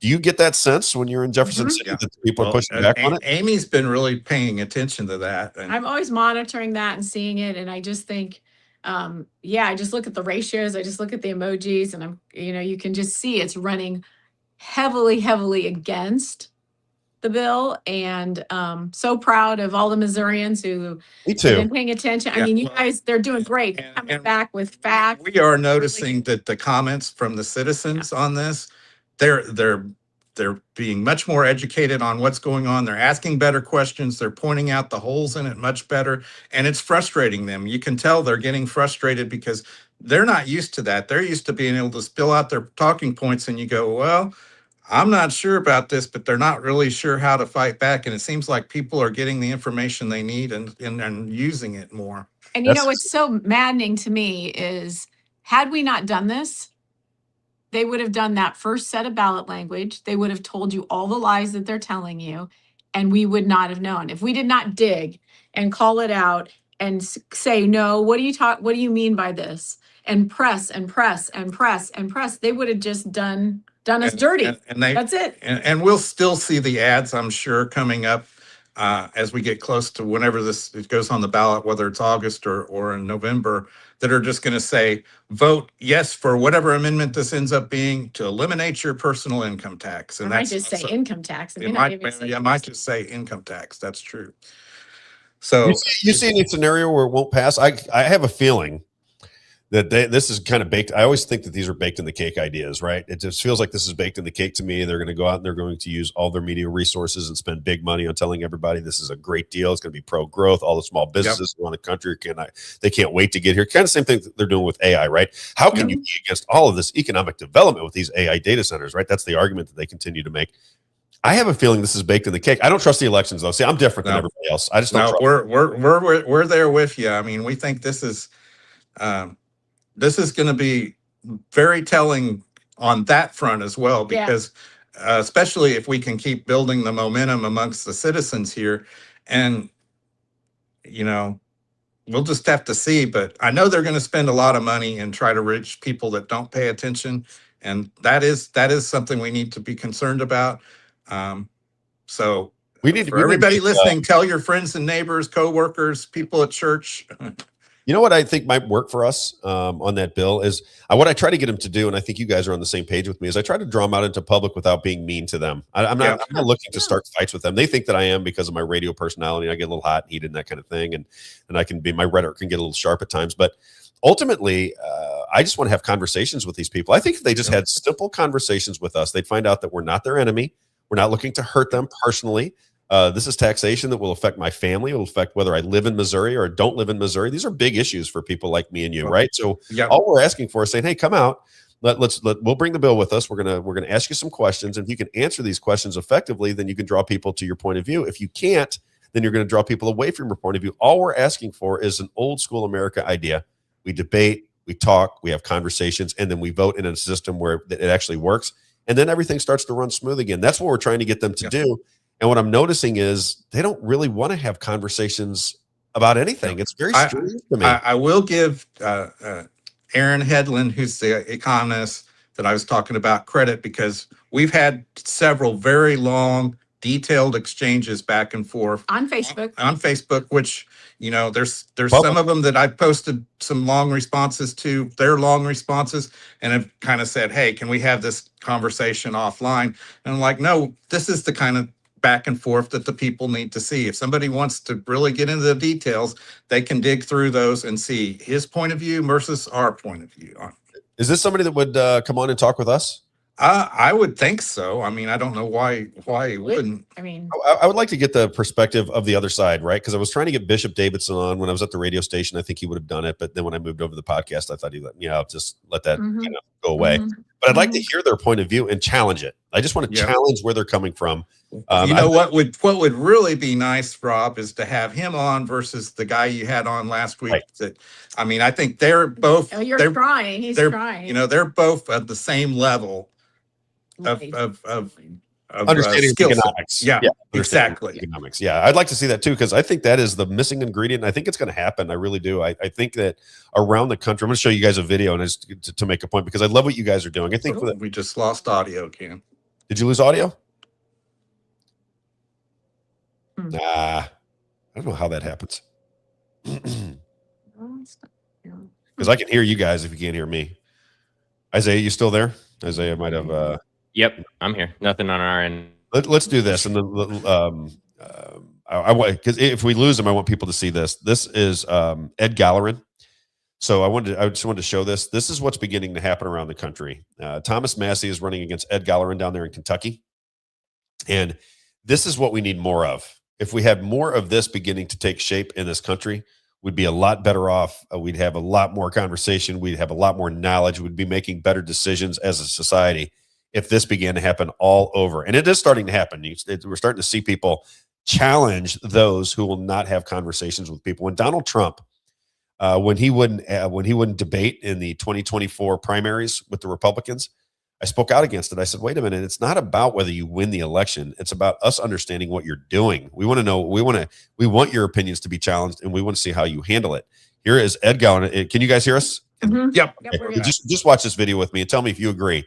This is what I think needs to happen. This is Ed Gallerin. He's running against Thomas Massey, and he's trying to, now Thomas Massey and all the people around Thomas Massey, just so you understand, are trying to, now Thomas Massey is a very popular person in his area, right? But all this money is flooding into, because Donald Trump doesn't like Thomas Massey, so all this money's coming in.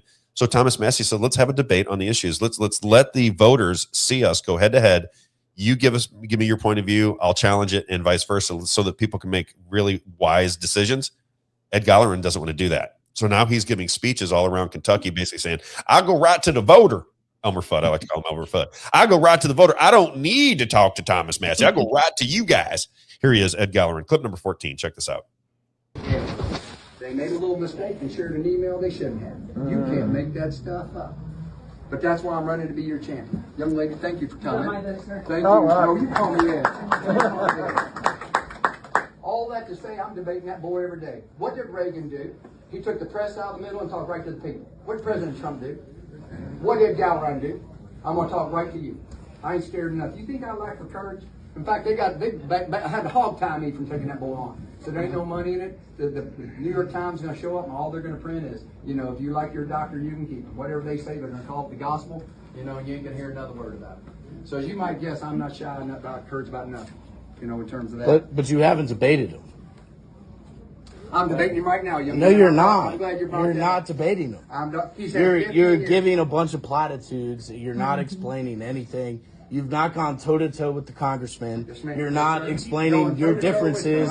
You're not doing anything. You're not explaining any differences. I just laid it all out, young man. It made no sense. It made no sense. Yeah. Yeah, I know we have a civil conversation is the congressman and him debating, not him pulling up signs and a Letterman's jacket. You asked a question, he answered it. That's not an answer. That's him pulling up a sign.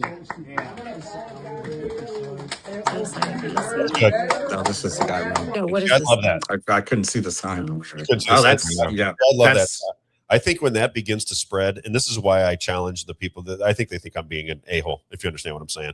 When I go to these politicians, they make a statement out on social media, and I say, well, let's have a conversation about it. We'll hold it. You can hold it. It doesn't have to be about people's lobby. It doesn't have to be about Act for Missouri. It doesn't have to be about any of us. Yep.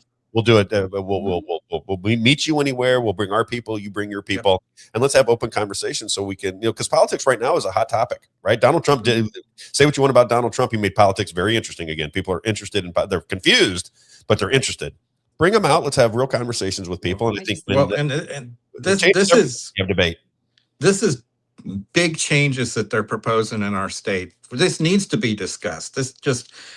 They're so used to putting out their talking points and it being a one-way conversation, them telling us what they're going to do. Well, we need to be able to get our questions answered and our points of view to them, because clearly they're just looking at it from a government point of view. I'm convinced of that on all of these issues. I agree. I think they look at it. That's why I call it Missouri Inc., Mike. Yeah. I call it Missouri Inc. because we had a guy on from New York. He was running as an independent. He's running as an independent for governor in New York.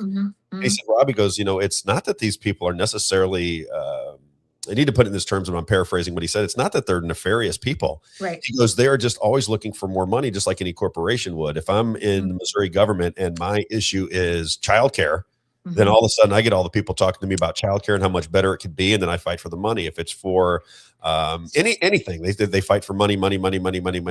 Yep. And conservatives are supposed to resist that. I thought that was more of a Democrat, liberal point of view, is that money fixes everything. And sometimes society, conversation, culture, those things are the biggest markers of whether your society is moving in the right direction. It's not always just throw money at it, especially when you're putting somebody else's money at it that is broke. I don't have any more money to give to them. I love the idea of debate. That's what I'm saying. Isn't that, I think Mike and I were driving up, we were talking about that. As citizens, we often look to the government to take care of those things for us and provide. And I think we were saying like 50% of the people in the country receive federal or state assistance. Of some kind.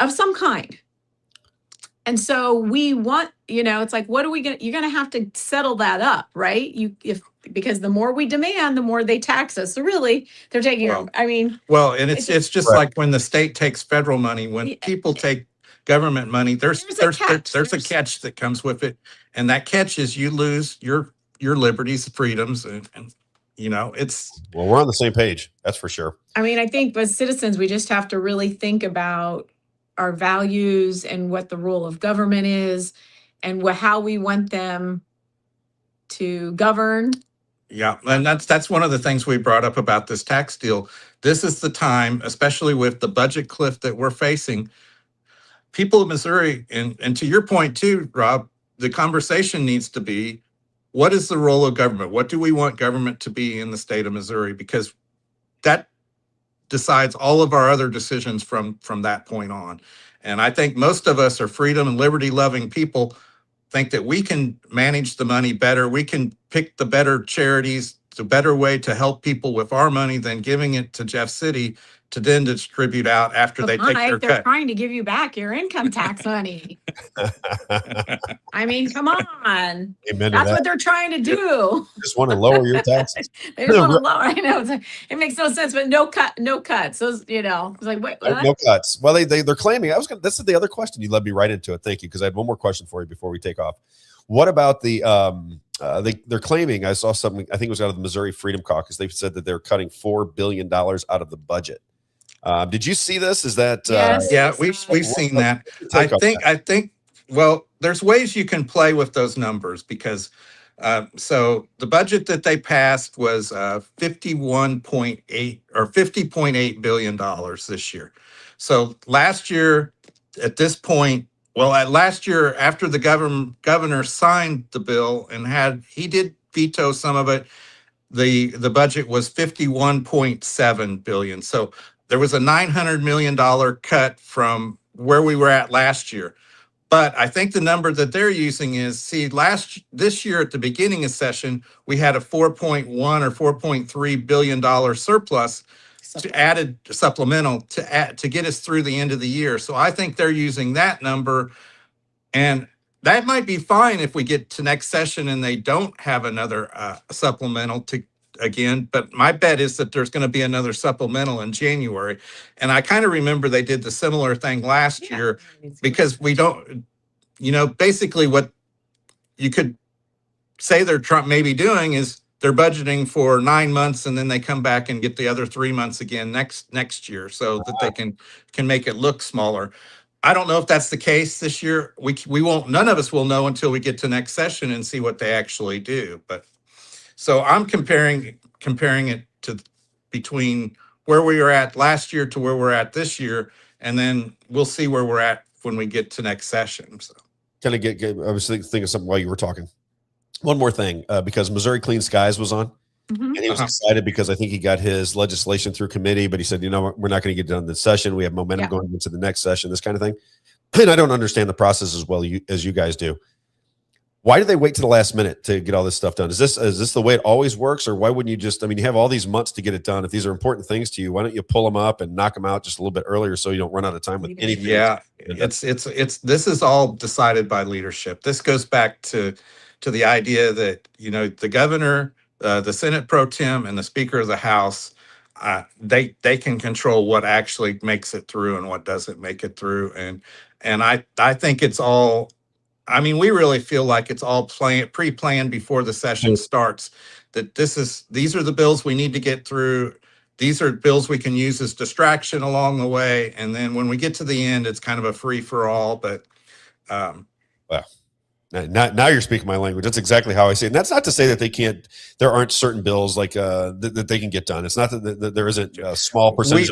We've seen them. We've seen a bill pass both houses in a week. So they can do it quickly when they want to. Doesn't that usually originate with leadership? Is that something leadership wants and then it just blows through? Yeah. If it's something leadership wants, it gets done. How do people find you? How do people give you money? Go to act4mo.org, and you can find it right there on our webpage, and lots of information there. And social media is important too. So share the resources, anything on the page, nothing's behind a paywall. Share it with your friends, your neighbors. It's all there. We tried to make so many tools and just easy one stop for people. Yep. You just get in there at the very top. If you don't even know who your legislator is, maybe you're brand new and you don't even know, you couldn't even tell me who your state senator or rep is. You just put your address in there. It'll show you a picture and the information. Yep. And we post a ton of stuff on social media.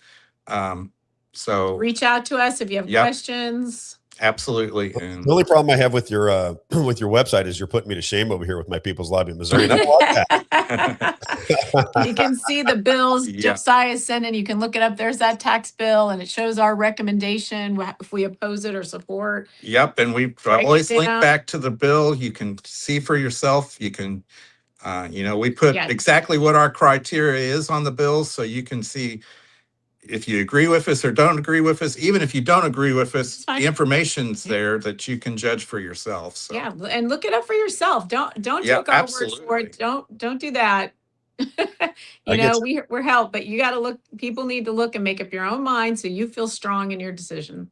You got it. All right. Yeah. I love that you guys put the social just for everyone, just to call this out, Mike. This is great where you can share each warning for each bill right there to Facebook or on X. That's really handy for anyone who's trying to spread the messages. Yes, we really could use help. That's really where we could use some help, is when we do that. And if you agree and if you feel that that's founded, then please share. Yep. You want to brag about your viral X post? Well, I think Isaiah gets some credit for that. He's the one that lit it up. My pleasure. Happy to help. When you see that starting to happen, you guys get excited? Because I was getting excited for you guys. Yeah. I'm like, these guys work their tail off. I know. I told my husband, like, you have to give me some space. I'm an influencer now. And he was like, oh my Lord. I haven't had one that big. I haven't had one that big.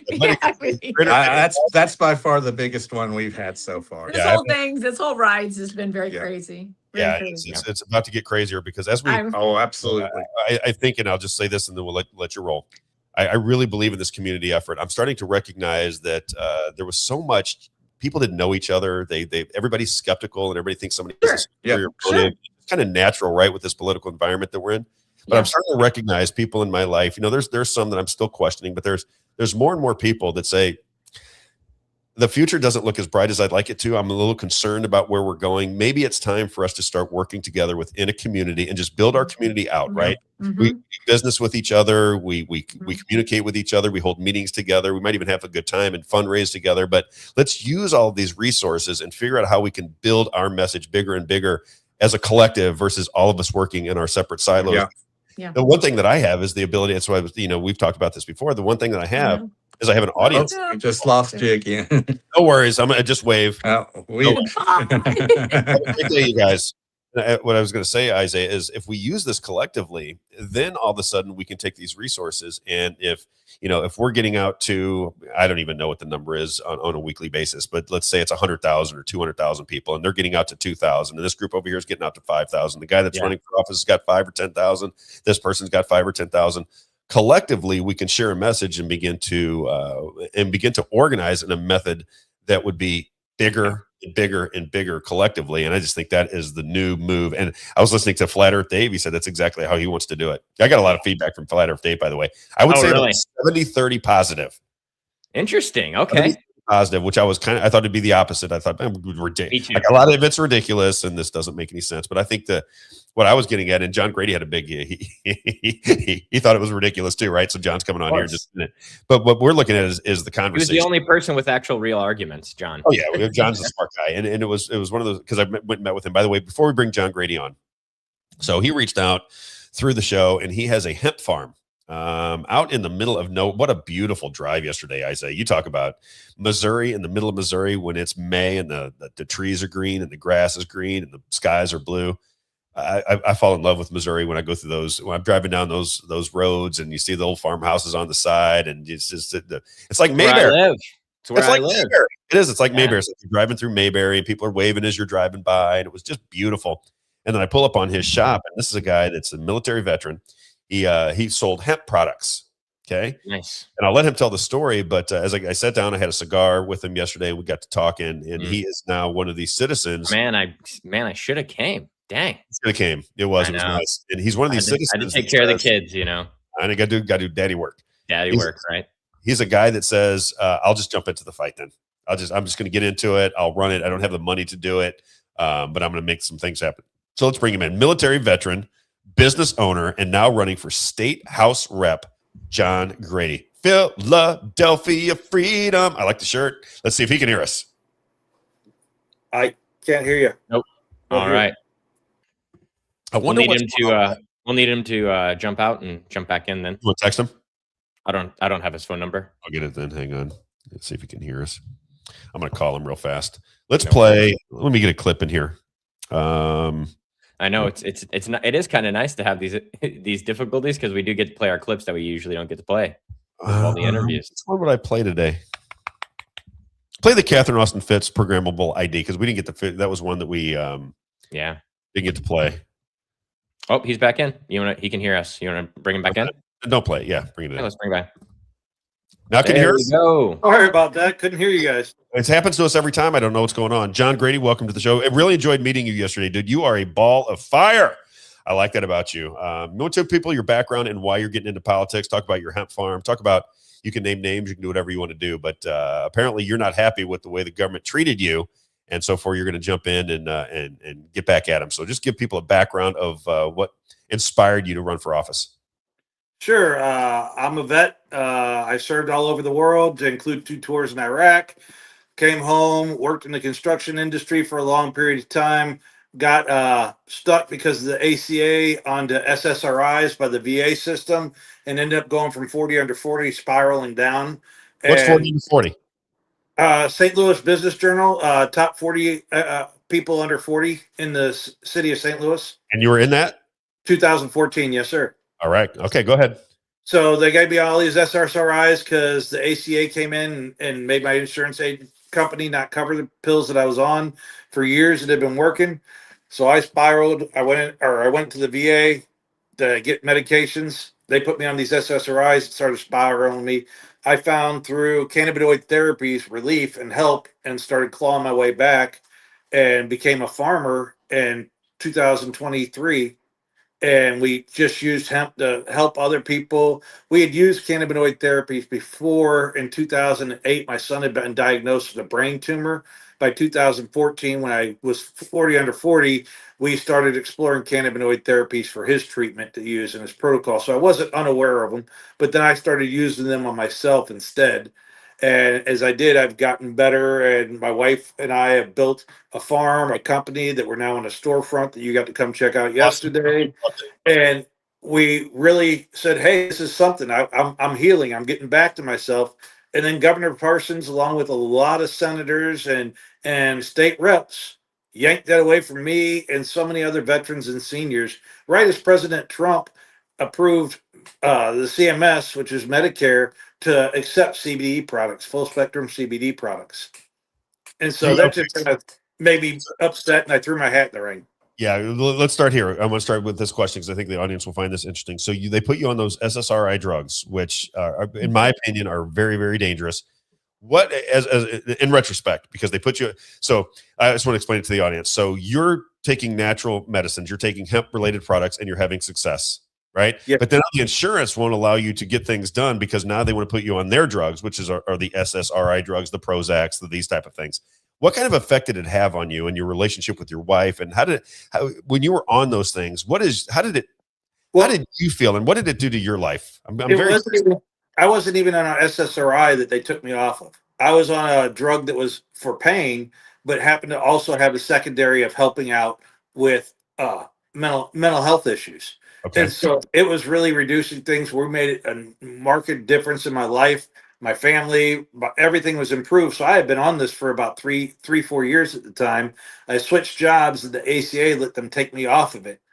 So it was going to cost me about $500 a month to be on the medication. And my son was going through chemotherapy at the time. So we needed our money for that. So I went ahead and went to the VA and had to get into that system. I thought they'd just fill the prescription for me. And they said no, and they made me start taking all these different SSRIs, including the first cocktail they put me on was para SSRIs. I had already tried taking my life before after a head injury. Really? But they wanted me to fail on that first. So I went through that whole process where I was getting at the top of my game, 40 under 40 in St. Louis, to crashing down to the bottom.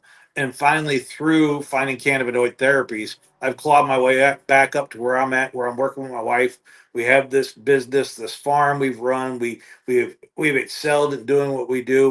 We've surpassed where there's no regulations. We went far and beyond what's already currently required in the marijuana industry to have a better free market approach to this.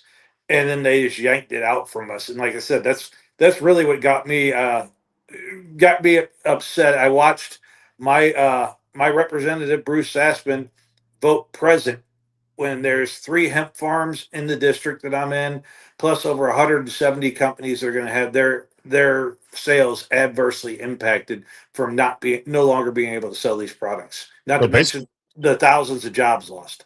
Yeah, basically destroyed your business. And what is your take on that? Because we talked about it a little bit yesterday, but you were you're a little hot under the collar about what some of these people did to you because you have been petitioning. You know all the players. I was talking to you yesterday. You know all the players, the senators. What they do to you? I watched it from the beginning. I watched it it started with Curtis Gregory. We started our company in 22. We became farmers in 23. In December of 22, Curtis Gregory filed a bill to ban us. When we went to testimony, Alex Riley was the chairperson, and Mr. Gregory came out and apologized after testimony for how he was treating veterans on that bill.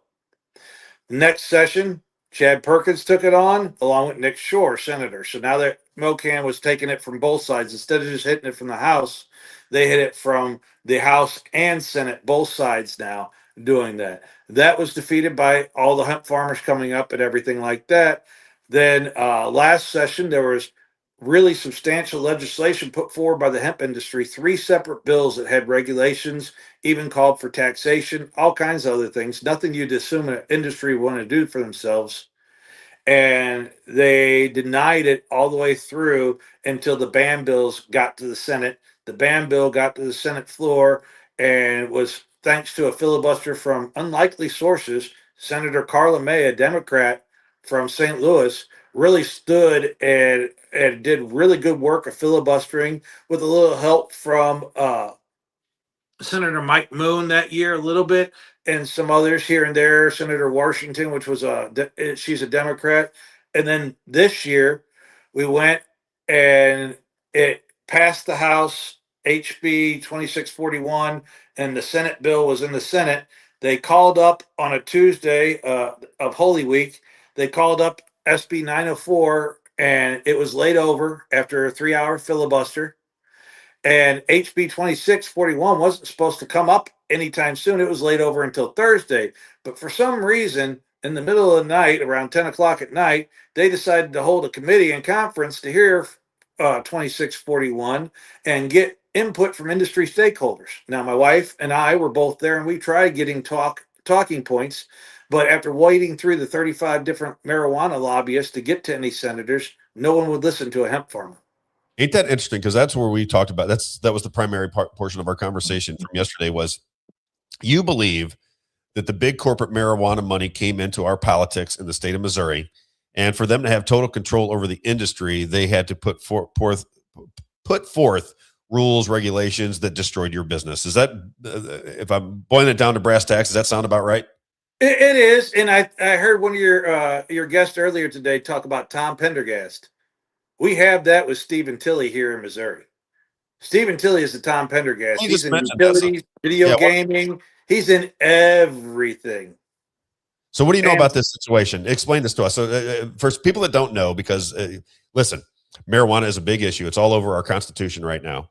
I don't like when big corporate money comes in and says, okay, we're going to monopolize this new business. I just think I think it's bad for America. I think it's bad for small businesses. I think the whole thing is bad. I like everything deconsolidated. That's my nature, right? So I'm 100% with you in the way you perceive these things to be. You're saying that some very powerful people in politics were aligned with outside interest to conspire legislatively. You can call it conspiring if you want, but legislatively to control the market of marijuana in the state of Missouri. And in the process of doing that, you become a nuisance to them because you compete with them at some level or what have you. So they want to destroy the small hemp farmer and really perpetuate the big corporate marijuana business in the state of Missouri. Is that kind of what you're talking about? And then who are the players?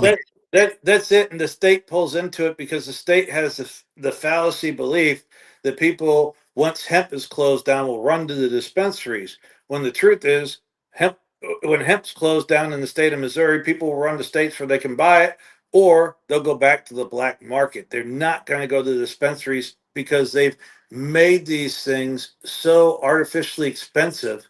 It's ridiculous. This amount of security they require and what they do for the testing that they do. We test at better labs than they are, better registered, better certified. Ours is registered by the DEA, and yet they consider our stuff unregulated, untested, when I'll put our labs up against theirs any day of the week. In fact, last year when Catherine Hanaway got pulled away from the marijuana industry as a lawyer and became our attorney general, I had a meeting with her and we explained to her those things. Now, she probably knew all those things because at the time I did not know. She had just come from the marijuana industry.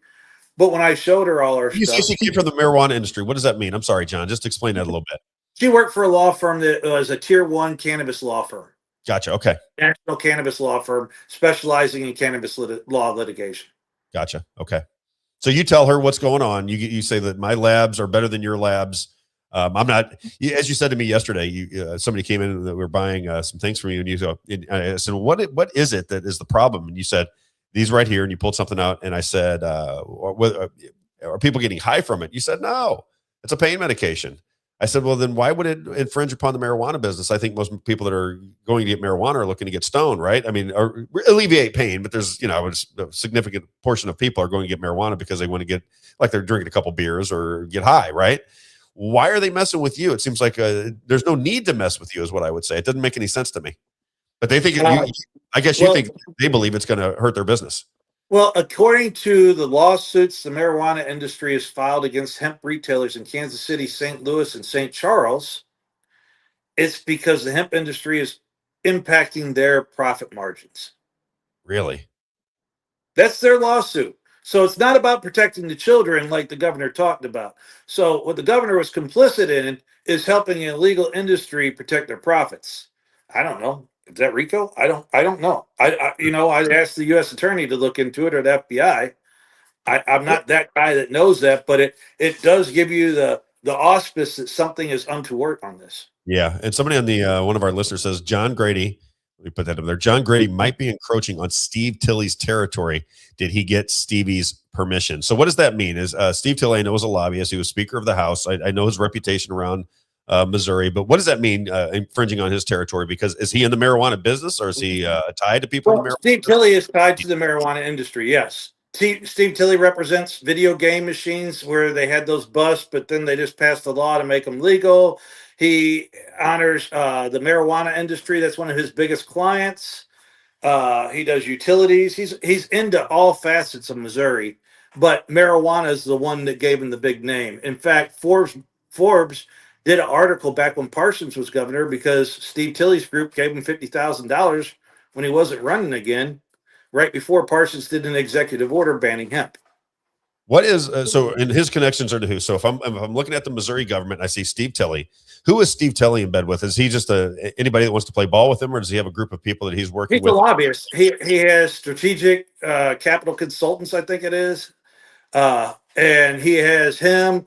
Tommy Robbins. Tommy Robbins is a lawyer that was disbarred for a short period of time because he was bringing drugs into a client in prison. And somehow he didn't go to prison for it, but now he's got his license back, and he's now a lobbyist for the Cannabis Trade Association, one of their main faces, along with Steve Tilley. And I believe somebody else has come recently to start working with the organization over there, a recent lawmaker. Wow. All right. So tell me why you want to run. What's the plan? Because I talked to you a little bit about it yesterday, and I'll just refresh your memory as to what we were talking about. I said, it doesn't appear you get much done when you go down there, right? Because it does feel like it's kind of a controlled environment. And I said, what I'm looking for when people run for office are people with, I'll just use the term I used yesterday, balls. I want people to go down there, and I don't want them to be all buddy. I know how it gets, right? It's like you're going to high school down here. You're with these people every day. You got people screaming and yelling at you, so you kind of bond together because you got people that want all kinds of different political things accomplished, and you end up kind of having a brotherhood or a sisterhood together. I understand that. I want people to go down there to rattle trees. I want information to flow out of there about the things that are not good. You can highlight the ones that are good, but there's a lot of things that are going wrong in the state of Missouri, in my opinion. And I think it has a lot to do with lobby money. I think it has a lot to do with ladder climbing. I think it has a lot to do with everything other than serving the people. And I want somebody to point it out. I'm less interested in how they vote on everything. I'm more interested in exposing corruption so that it stops in its tracks. And you have to be. I want a bad guy down there. That's what I want. I want somebody who fought war, had their legs blown up, and I want somebody who says, I'm not afraid of anything. Put me in, coach. That's what I'm looking for. I ain't have my legs blown up, thank God. I'm good on that one. But I fought in a war, and I understand what it takes to sit there and deal with this. And, that's the thing. When I was in, we were surrounded by so many different people that were from all different facets. But we were there. We had one mission to work together. That's what should be doing at the legislators. They should have one mission to work together for the good of Missourians. And if they're not doing it, they're failing Article 1, Section 2 of the Missouri Constitution. And I think they need to have that tattooed to their forehead, really. And you say balls, I'll say intestinal fortitude. I'll go back to my Marine roots on that one. And right. I think there's very few that had the intestinal fortitude. I think we have a lot of cake eaters. Because if you don't know, the Missouri House, there's a room right behind the house where they have cakes and goodies. And you'll see, like clockwork, these guys that I call the cake eaters will go in there, vote how leadership tells them to, go in the back, get their cake, and go sit back down in their little office and wait for their committee appointments. And that's how leadership takes it. They treat it as a high school game instead of realizing they're messing with people's lives. They don't understand the cost or the weight of the Constitution, and that needs to change. And if I have to be the guy to throw the monkey wrench in it, I'll do it. What are they going to do? Take my company? They already did. You're reconstituting yourself, though. Yeah, we are. We are reconstituting because my family motto is Vulneritas non victus, means bloodied, not conquered. That's how we take it. We take a lick and we'll keep on going and we charge forward. And that's the same thing I'll do in the legislature. I work for the people in District 61 and overall the people of Missouri because that's what we need. We need people that understand the weight. We have some in there now. If you look at Brian Wolfen, Senator Mike Moon, they are really doing some hard lifting, but they need help. And we need a coalition. We need at least 10 or 15 in the House to make a difference. What areas are you running? So give me the counties. Montgomery County, Gasconade County, Osage County, and part of Miller County. So you'll be at Osage with me on the 18th of June, right? Yes, sir. I'll be there talking to all everybody. Who's supporting you? Have you got any? Is there anybody in the political environment that says, "I like what you're doing, John"? Because I have a feeling you're probably one of those candidates that are what's the best word for it? A little bit more disruptive than they like. I think, the Republican Party likes people that fall in line just a little bit more and sing the talking points, and you're going to be a little bit more outspoken, which means you're probably got 2 strikes against you within the party right now. Is there anybody that's saying, hey, I like what you're talking about, I'm going to support you? I've had a lot of people do that. I've been vetted by Osage County Republican Committee, Real Republicans. I went through and did those. And I've really, in fact, Osage County Republican Committee gave me a donation after doing the vetting process to help me out. My donations have been coming grassroots from people I know, people that want to help support me, people that have been in the hemp industry. I'm not a big donor person. I understand they're out there, but if I take a lot of big donor money, that means I'm beholden to them. They're going to want something in return for that. The people want to donate to me because they believe in the cause. And that's where you talked about Thomas Massey earlier. Thomas Massey is raised more from the people than big corporations, the 10 million funding Ed Gearin. So if I can sit there and get the people to help me out at voteforjohngrady.com, that would be a great thing. Or if you want to sit there and get involved, just volunteering, because my biggest thing is I'm not going to have the dollars. I've been knocking doors. I've been talking to people. And that's actually blown some people's mind when I get a knock on the door and they're like, who are you? And I'm like, I'm not selling anything. I'm just running. I want to represent you. And they're like, I haven't had anybody do that in years. What are you learning? So I think it's going to change. What are you learning from people when you knock on their doors? Well, I'm learning that HJR 173 and 74 is not very popular, at least in House District 61. It's not. People are very upset by it. People are upset by what the legislators done. They said a lot of the bills they've done are more boogeyman stuff and nothing to address the real issues that people are hitting, which is property and real estate taxes going through the roof because the General Assembly is not actually putting the money it's collecting into paying for its bills. And we've gotten saddled with education and our real estate taxes instead of the General Assembly taking it. I mean, lottery, I mean, riverboat gambling, I mean, sports betting. What's next? Fund education. Prostitution's next. We're going to bring in some legal prostitution. We're going to just finish it all off. We're going to have marijuana, gaming, and prostitution. That's going to bring in all the tax revenue, and they're going to buy our education with that. You like that, Well, Maple? when the data centers come in, you won't know it because they're going to do all the AI prostitution now. It's just incredible. Okay, so how do people find you? John Grady. I found you incredibly entertaining yesterday, by the way. I think people would love to have you down in Jefferson City. So tell people where to find you if they want to donate or if they want to contribute in any way. How do they find you? VoteJohnGrady.com. It's pretty easy. You can go see my issues and policies. I lay out why HJR 173 is not the greatest thing since sliced bread and how a 2% flat tax can do better. Yeah, you got a lot of policies. That's one thing about they you. Can always come out here to Rosebud. I'm here Wednesday through Saturday. My wife has me as a captive unpaid laborer from 9 until 7 at night. So I'm here Wednesdays to Saturdays in Rosebud, and then you'll see me out walking around throughout the district. If you see me or if you see a vehicle that says Slap Happy Emporium, feel free to stop, honk, wave, hit me up on social media, hit me up. I think my phone number is even on my candidate page. Feel free to contact me. I'm willing to talk to everybody because it's going to take me working with you guys and you guys saying, yeah, that's the guy we want representing us. John Grady. All right, so let me just recap it for you. Military veteran, hemp farmer originally. They're taking your hemp farm away from you, so you're going to start a new business. You've been married for 30 years. You have a son that needs some special attention, right? And yes. now you're going to run because I have 2 other kids too. I have a son that's an electrician, and I have a daughter that's married to my son-in-law who's in the Air Force out in Virginia with 2 great grandkids out there. So I got a huge family that's growing. I love it. And I got to tell you, I don't think I've ever been to Rosebud. Is that where I was at yesterday? Was Rosebud when I went? Yes, sir. Rosebud, Missouri. How awesome is that town? That's God's country out here. It is so God's country. I remember driving back. I didn't want to leave. I'm like, this is just so beautiful. I could just walk around and look at how green and blue and just the simplistic nature of life out there. I thought was so fantastic. Even in your place when we're smoking that cigar out on your back porch, just the weather was beautiful. People were walking by waving, and I'm like, I could. It felt like Mayberry to me. I always say Mayberry. It's just my reference, right? I'm from Andy Griffith. I loved it so much. It was a pleasure meeting you yesterday. We'll be in touch with you soon. We'll get some donations coming your way, and if you need some help, just let me know. Outstanding. Appreciate the opportunity. You got it, John Grady. Everybody, there he is. We got some good people starting to run, Isaiah. We got some good people starting to care about this state. And we got some good people starting to pay attention to the state. And I would say to all the people that are in the government right now, again, I just want to remind you, we're not your enemy. We are not your enemy. Don't look at us as though you're enemy. It's just you don't need to cause the division. We don't see you that way. We may disagree with some of your methods. We may disagree with some of your policies. We may disagree with a lot of things that you do, but we're not your enemy. If you paint us as your enemy, how's that going to work out for you? That ain't going to work out for you. It's just not. There's no sense in it. There's no sense in, because that's what I think they're trying to do, Isaiah. I do think they're trying to frame me, People's Lobby, Missouri, you. I think they're trying to frame us as unreasonable. We're the enemy. We're depressing. We're black pillars. We're this kind of thing. You know what I mean? I just don't buy into any of that nonsense. And I think they're making a bad move by doing that. I think we could be more help to them.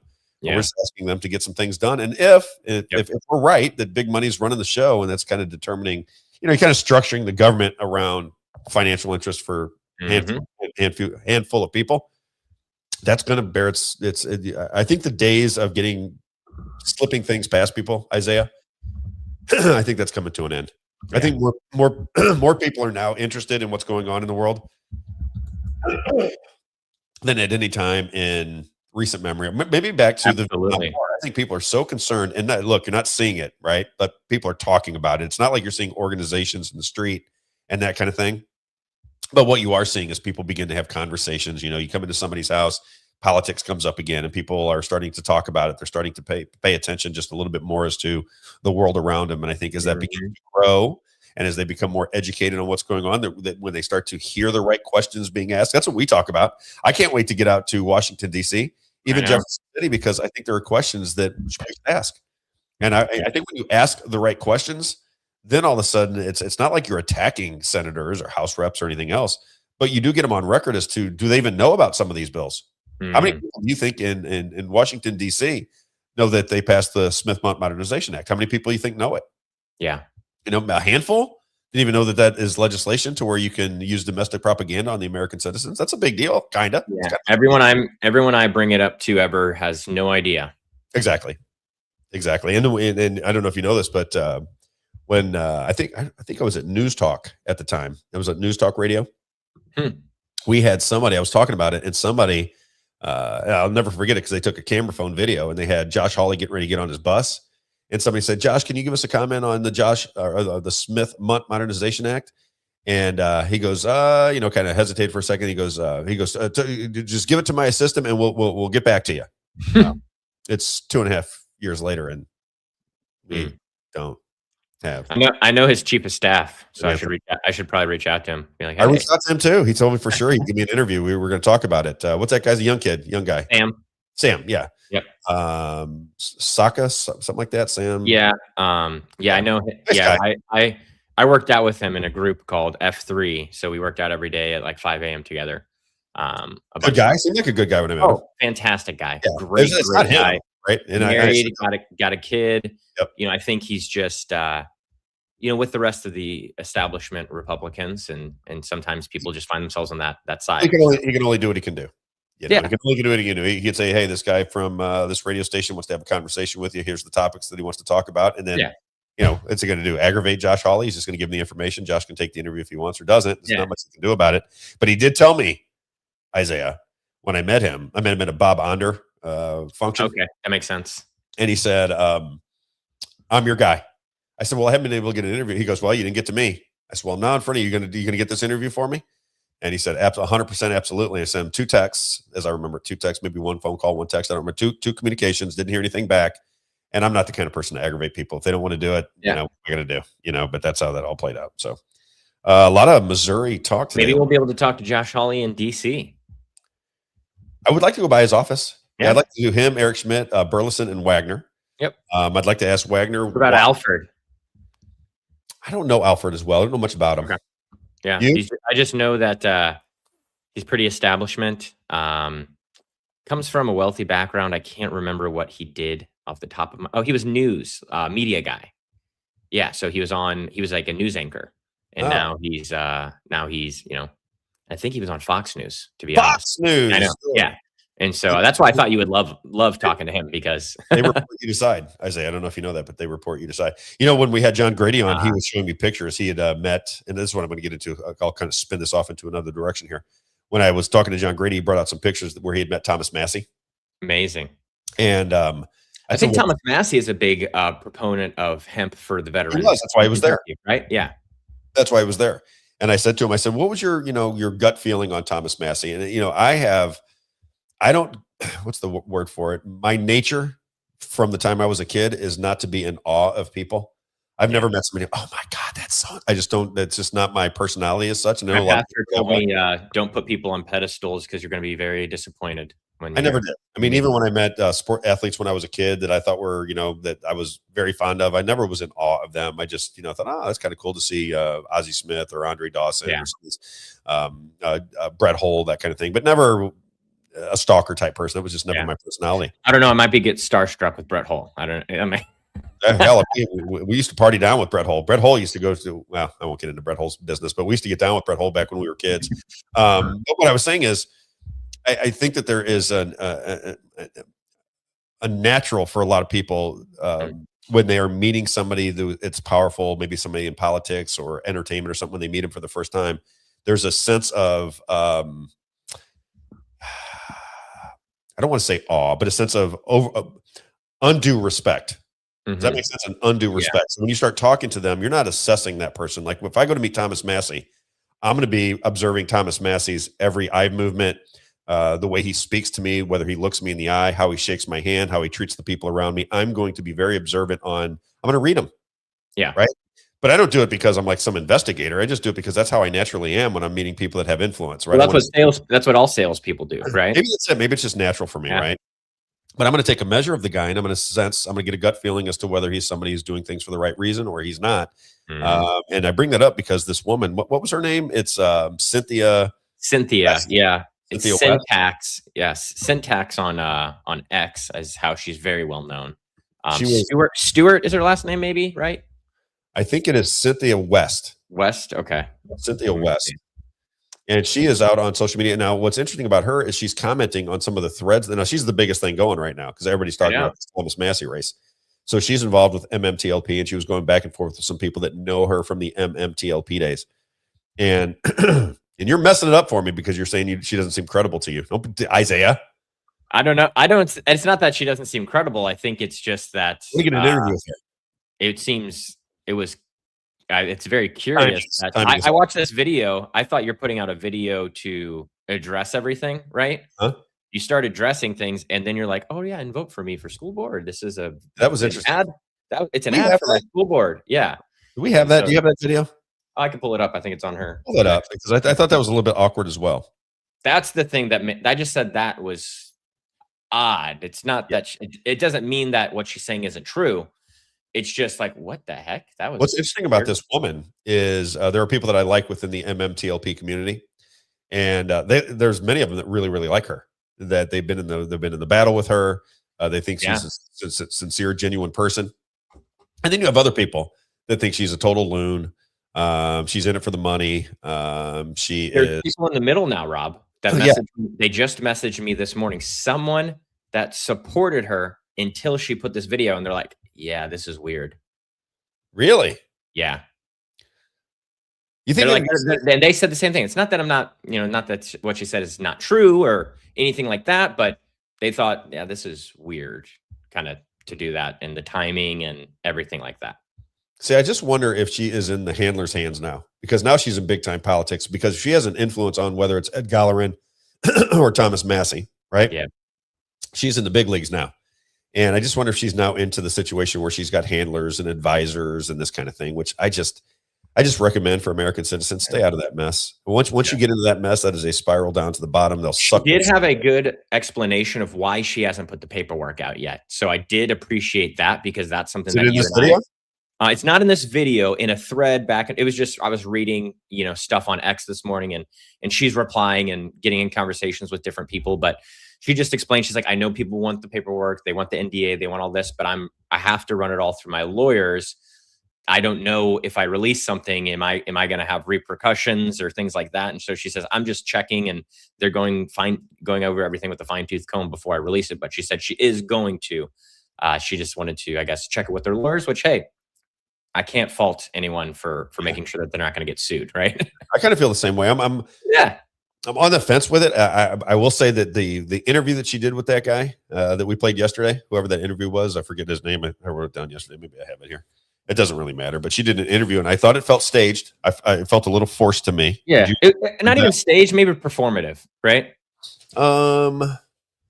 It felt like I'm going to ask you these questions. Oh yes, I guess like the pre-scripted questions you're saying. Orchestrated a little bit, right? Yeah. Not that anybody's lying. Like if we start the show, you'll say, Rob, don't forget, we got to start with like and share, People's Lobby, Missouri, and you'll say that. So then I come right into it. So we've orchestrated the beginning of it, right? Doesn't mean that we're lying about anything or anything nefarious.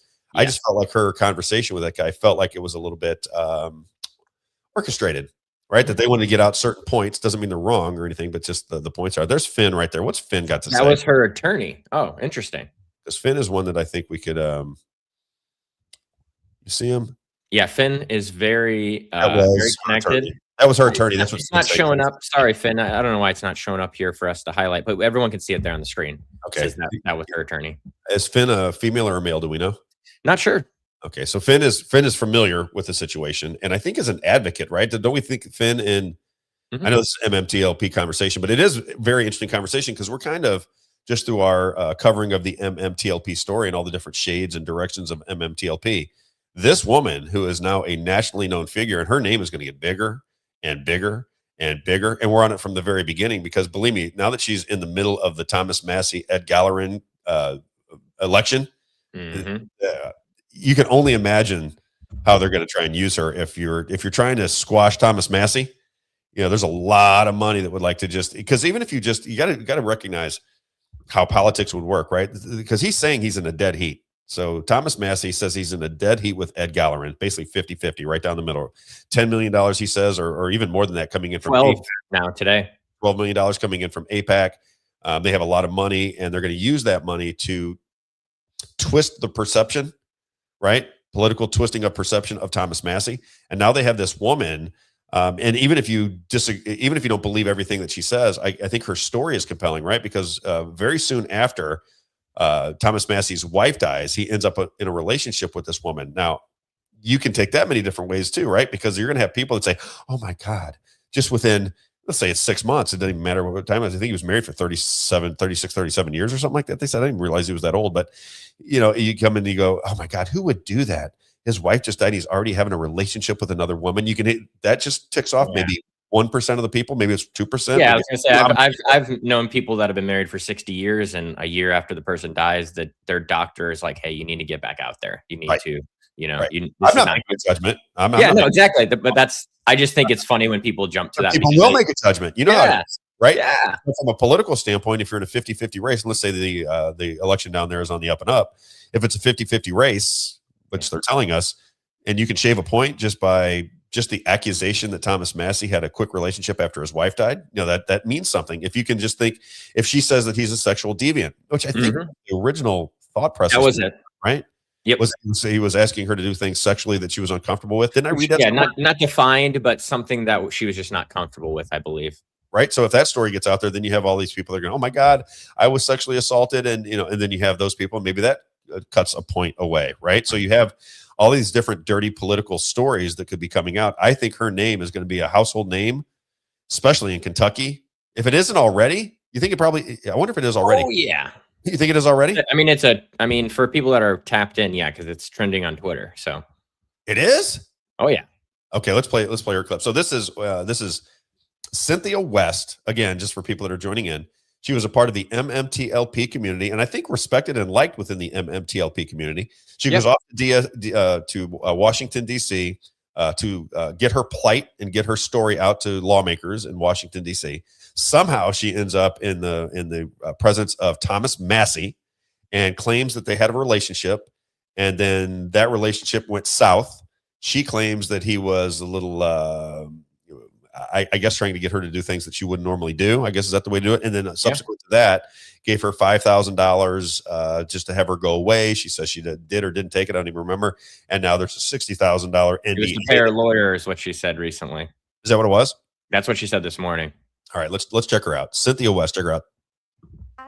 Is going to deter me from standing up for what I believe is right. Speaking out against powerful people, it's uncomfortable. It's difficult, but doing the right thing often is. My name is Cynthia West. I'm running for school board, and I will always stand up to bullies, and you can always count on me to tell the truth. Is she from Kentucky? Do we know? Let's see her. Let's see. The school board says what did it say? Okaloosa County. Okaloosa County. Let's look it up. I hope maybe someone in the chat can help us. But Okaloosa County. That is in Florida. No way. Right by Destin. So it's up in the northern part of Florida. Yeah, in the Panhandle. Right between it's part Destin. It looks like it's in there, and like a little. So bit how did they have a north. relationship? Was this a relationship where she's having it with him in DC? Because now Thomas Massey is married to a much younger woman, by the way. Yeah, I think she's connected in some way to Republic. Yesterday, when we were talking about this, there were people that knew her personally that were saying that she was connected to women's Republican groups and conservative groups that were visiting Mar-a-Lago and things like that. So I imagine that if she's doing that, that she's probably in the same circles. You know what I'm saying? Yes. To where, hey, you get in conversation. Oh, this lady's interesting. Let's have a conversation. Oh, let's go out for drinks. You know, and just things like that. I think that's where the confusion comes in, Isaiah. Yeah. Because he was going to Mar-a-Lago, and you have Donald Trump, who's an anti-Massey guy, right? Third rate. What do you call him? Third rate congressman. Third rate congressman. Right, something of that nature. So now you have the added ingredient of, is she doing this for political reasons? And I guess you never know, right, how these things are going to play out. There could be shades of truth in both, right?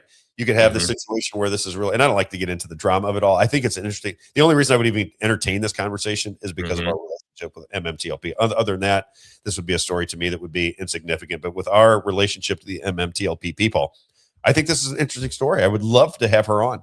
I hope that she gets, if she's the real deal, I hope that she stays out of the handlers, because she's going to handlers. They're going to tell her, you know, you need to do this video. You can make some money here doing this. You know, all of a sudden, when you have name recognition, you can make money as a speaker. You can, she could do all kinds of different things to make money off of this semi-celebrity thing she's got going on here. Write a book. Exactly. And they will, because you can write a book. Now, I don't know if people know this, but you know, she could have a book publisher who's tied into one of these parties or tied into one of these major politicians. The book they probably got a Trump publishing, you know, it's like money laundering. The book doesn't have to make any money. They just give her an advance of $250,000. They throw the book in the trash when it's over. Nobody's buying the book necessarily, but they're not looking to make any money. They're looking to money launder $250,000 to her for a supposed book that people are going to supposedly want to read, when it's really just, I'm going to line your pockets because I need you in this election. And then you do the Fox News tour. Fox News tour, exactly. You go out you get on the Sean Hannity podcast at night. You know, that's how it goes. We all know. Thomas Massey, a sexual deviant. I don't see it. I know. It is interesting. This is something too. This person, A Payton 68, pointed out. Wasn't she married at this time this was happening? I've heard that. Can't confirm that, but I've heard that. Where's Finn for us? Yeah, I know. Finn also confirmed for us that she is a Floridian. So she's a Floridian. Okay. Yeah. Yeah. And Private Browser just said, terrible to admit, but from her appearance and delivery, I just automatically have a bad feeling. Yeah, that's where I got from the interview that we watched yesterday, this video, because I know that everyone is, you know, tied to X like you and I are, Rob, where we're looking at the news and paying attention to everything that comes out. But if you see her feed, it's, you know, all this stuff. And then all of a sudden this video comes out. So everyone thinks that this is going to be some response, right? And then it's a school board ad. That was just, I don't know. That just sounded odd. Well, I was looking at all the people. I was looking at all the people in the community making commentary about it. So you had Busy Brands. I think Busy Brands is upset with me, right? Because of the whole, my number one fan. Right. He's the one who called you producer boy. The debate situation. So I don't think he's, you know, on the same page with me right now, but he put out a, you know, kind of a statement that was, she's a valued member of the community. She's done a lot for us, but you know, whatever's going on here, we don't want this to affect our movement, which I thought was that's what I would have done if I was him. You know, if you're trying to lead this community, I think that's the way I would do it. And that's what he did. He put out in there, but there's a lot of people supporting, and you know, a lot of people that are not supporting. I'm trying to Anna lady now too, I guess, that they worked together. Yeah, I have like a dozen DMs right now from just trying to follow this story and keep up with it. But someone named Anna Anna Trades. Okay. Yeah. Anna Trades. I didn't even realize it. So she and I went back and forth on DM. So she put something out that it might have 1 million views at this point. But Anna Trades is also involved in the MMTLP situation, and her and I were going back. I didn't even realize it. I made a X post about it, saying I know who she is, but I've never spoke to her. Actually, we did. I don't know if text and DMing means speaking to somebody, but I did go back and forth with her. I was looking at my DMs. So a long time ago, she was going to come on the show, and I think we couldn't make the timing right, and we just, I lost interest, or she lost interest, what have you, and it just kind of dissolved. But way back in the day, she was going to come on and talk about MMTLP, and I think she's one that made a name for herself by going into Washington, D.C. and getting this story put in front of legislators at the very beginning of the MMTLP fiasco. So, yes. Yeah, here's the post that I was talking about. I'll throw it up here. It's going to be hard to read, but I can zoom in here, and then we can scroll. Saying, I normally stay out of political drama, but since I was that's the one. This is it. Friend in Savannah, Cynthia referenced, I feel obligated to speak out honestly about what I personally witnessed. Thomas and Cynthia visited my home in Savannah after the passing of his wife. From my recollection, it had only been a few months, and he was clearly heartbroken and grieving. Specifically remember conversations by the pool where he talked about how deeply the loss affected him. He did not come across as someone acting recklessly or maliciously. He was kind to Cynthia, respectful, and they appeared happy together at the time. I also personally knew Cynthia was going through a very difficult divorce during that period and was unhappy with her legal representation. To my recollection, the $5,000 Thomas gave or lent her was related to helping her obtain a different attorney during that divorce situation, not, quote, hush money, end quote. Separately, Cynthia had ongoing workplace complaints involving Representative Spart's office that she discussed long before any of this current public controversy. From what I understood at the time, those issues were about what she described as a toxic work environment and had nothing to do with Thomas. I'm not speaking on politics, campaigns, or what may or may not be happening behind the scenes. I can only speak to what I personally observed based on my own experience around both of them. The timing of these allegations, 1 week before an election, feels very strange to me.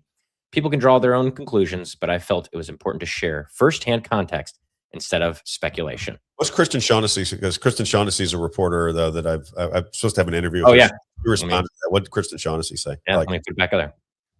Curious to see what her take is on it. Opening statement in Andrew Left's criminal trial. The feds contend that Left said one thing about the stocks of over 20 companies. Yeah. Not about her. Okay. Nope. She's a financial reporter. We've had her on the show before. We'll have her on again. That had 609,000 views. Yeah, 609,000. Wow. For people that think MMTLP, gotta give them credit. You have got to give these people credit for how much they've stuck together and got their message out. 609,000 views from Anna Trades, right? Wow. It's kind of incredible, really. It is. Yeah, and I think Thomas Massey. Yeah, and she's only got 7,000 followers. I mean, that's a lot of followers, but that's not a 609,000 reach kind of. That's all the reach is, right? That's how that worked.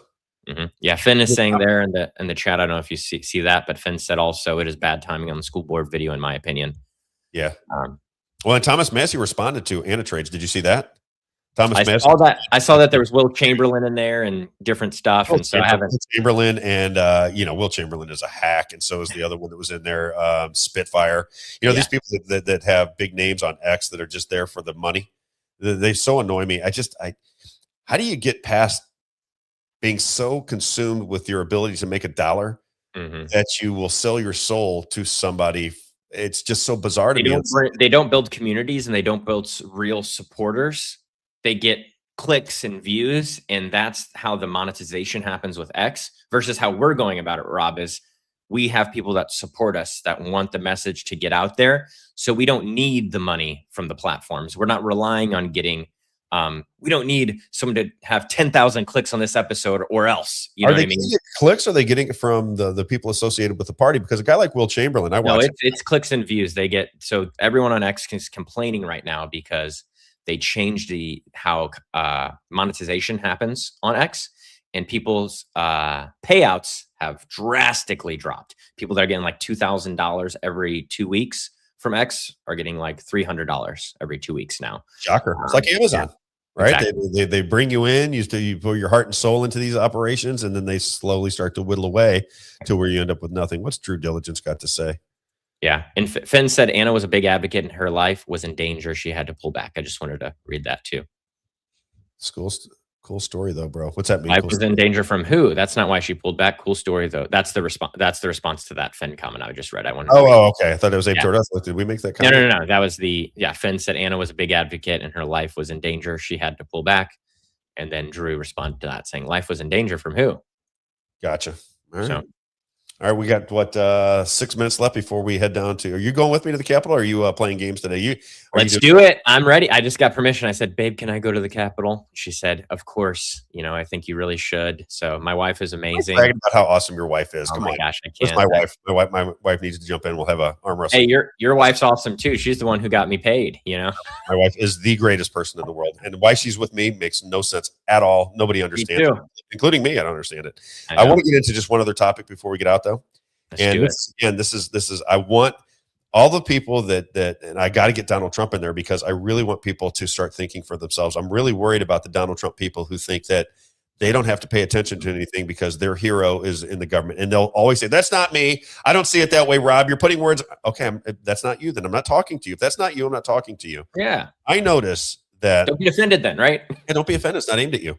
I'm talking about the people that every time I make any kind of comment about Donald Trump, they attack me. And I'm like, wait a minute.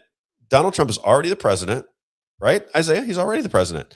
You don't have to vote for him again. He's not going to be able to run again. I wouldn't assume. I mean, unless something really crazy goes down. So when we talk about these things, all I'm trying to get out to people is this is a very tricky situation that we're in. Maybe, just maybe, you shouldn't trust everything that's going on around you. Maybe you shouldn't just trust Donald Trump, but start to pay attention to things that he's doing. And here we go. Here's another one with these Trump phones. Have you paid attention to the Trump phone? It's several people. My God. I mean, the gold cards and the Trump phones are just, I can't believe it. The gold cards is another one. It's just crazy. So let's start here. This is Catherine Austin Fitts. Now, again, I love Catherine Austin Fitts. Is one of the interviews that I seek. If Catherine Austin Fitts is in public and you and I can go find her, I'm going to find her. I think she's responding. So smart. How is she so intelligent? She knows a woman that's been at this for 50 years. That's how. Knows geopolitics just like as good as Nick Fuentes, you know. What's great about Catherine Austin? He just knows geopolitics very well. That's the credit I have to give him. He's a brilliant guy. Yeah, no doubt about it. But Catherine Austin Fitts, what's interesting about her is the background in money, the background in big time government, the background with the intelligence agencies because she worked for the Bush. The Bushes were in the CIA, so she has all of these different data points that she can pull from. And what's great about her, it's Solari, SOLARI, Solari report on X, and then you can do her reports. She predicts the future. Yeah. And you say, wait a minute, she's saying this is going to happen, then this is going to happen, then this is going to happen. And how do you recognize whether somebody is wise or not? Right? Rob, you know, my mom used to say I was dating a girl one time and the girl left the house and my mom goes, and I have to curse here for just a second. Can I curse? My mom was American Indian and Italian, and she would dress you up and down in 2 seconds. And I was all gooey over this girl, and she walked out of the house and I go, what do you think? She goes, I think she thinks her shit don't stink. That's what I think. Right? And I go, she goes, conceited. That is not a person you want. My mom was very upfront, right? Mm-hmm. And I think when you have that ability to kind of dress things down, it makes a difference. Well, that's where Catherine Austin Fitts is at. She sees these patterns. She can predict the future based on things that she understands, and she can dress people down. And she has been really very eloquently going after Donald Trump lately, right? She's been saying he's a grifter. How can you miss that he's not grifting right now? This is the commentary that she's got going on. We can play that when we get back, but I want to get this out before we end the day. So here is Catherine Austin Fitts just making the statement. She hasn't really been doing this lately. This is just all recent, saying everything basically that I thought was going to happen is now happening. It's the digital money. It's the push for the AI data centers. It's the push for the tech trap. It's the push for the monetary system to change. All these things that I warned you of. All the systems, all the puzzle pieces are being put into place if you just tie them together and recognize flock cameras we talked about earlier. Once you see these things, you see the system they're getting ready to put into place. You can make the argument like Kevin O'Leary, that's going to be great with technological advances. We got to beat China. Or you could say, do we want to beat China in the surveillance game if it's going to be surveillance of our own citizens? That's the question. Here's what she had to say about Donald Trump being a grifter. Check this out. Foreign Affairs magazine. I am, yeah. Okay, so Foreign Affairs is published quarterly by the Council on Foreign Relations, okay? And in the last Foreign Affairs, there's a new one out now, but I think it was the spring one.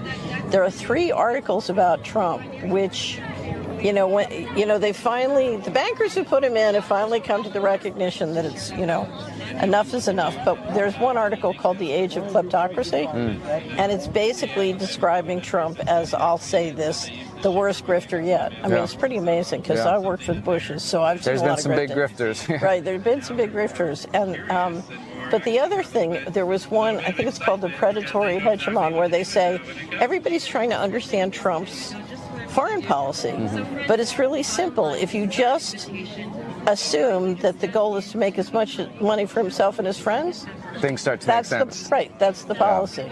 And it's just so, I think, disgusting for a lot of people to kind of, as you said, there's been a lot of grifting in the past, but the past presidents, especially particularly Obama, were great at keeping that veneer of legitimacy on, where Trump is sort of the mask ripped off. Right. You know? I mean, they've all been, but they played the role of, well, I'm a constitutional attorney, blah, blah, where Trump's just like, mask full off, I'm enriching my friends, I'm enriching my family. I like that about I prefer that it's out in the open. Like, but it's so blatant now that I think people are finally realizing that and realizing maybe this has always been going on. Yes, now the mask is off so we can see the truth in all its ugly glory. Well, I think for most people, the big one is the failure to prosecute anyone over Epstein. Absolutely. Because if you're going to protect hundreds of pedophiles because they're your friends, I mean, there's no law. Interesting, right? And I think she makes the same point that we're making. Even before that statement, how many times have I said, Isaiah, you can hate Donald Trump all you. I'm not a Trump hater. I'm a Trump realist, and I tell you what he says and what he does, and I just try to, I try to bring information from multiple different lenses as to how you could perceive Donald Trump. This, to me, is a relatively obvious one. Is he's making a lot of money for people surrounding him. That's a fact. Yeah. But what he did more so than any other president in my lifetime, and I don't know how long we can go back, as I'm only 56 years old. He pulled the curtain back on what's going on in government. And you can either love that or hate that. You can be just sickened by what you see in our government. But there is no doubt that if you choose to pay attention on a day-to-day basis and watch the legislation, watch the talking points, watch all the BS, all of a sudden you start to recognize what's going on in this country. Donald Trump is, as I always say, now you get to see the Wizard of Oz. Now you get to see it. So I was right there in front of you, right? And when she says he's the greatest grifter of all time, and I kind of like that because they're not trying to hide it anymore. Yeah, there are so many stories right now that you can verify. These are not Robb Carter stories. If you decide to go out and look at just how he managed and the people around him were managing the stock market through the Strait of Hormuz being closed or open, right? Just look at that information. It's all there. It's public record because people are making bets on it with the stock market. These hedge funds, you can see it. You don't have to guess, right? You have the same thing going on with his secretary, Commerce Secretary Lutnick. Lutnick wrote the tariff bill that he knew would be overthrown by the Supreme Court of the United States of America. So he wrote the tariff bill, made bets on it with the full anticipation that the Supreme Court would throw it out. And when they threw it out, him and his accomplices made billions of dollars. Donald Trump didn't fire him for that.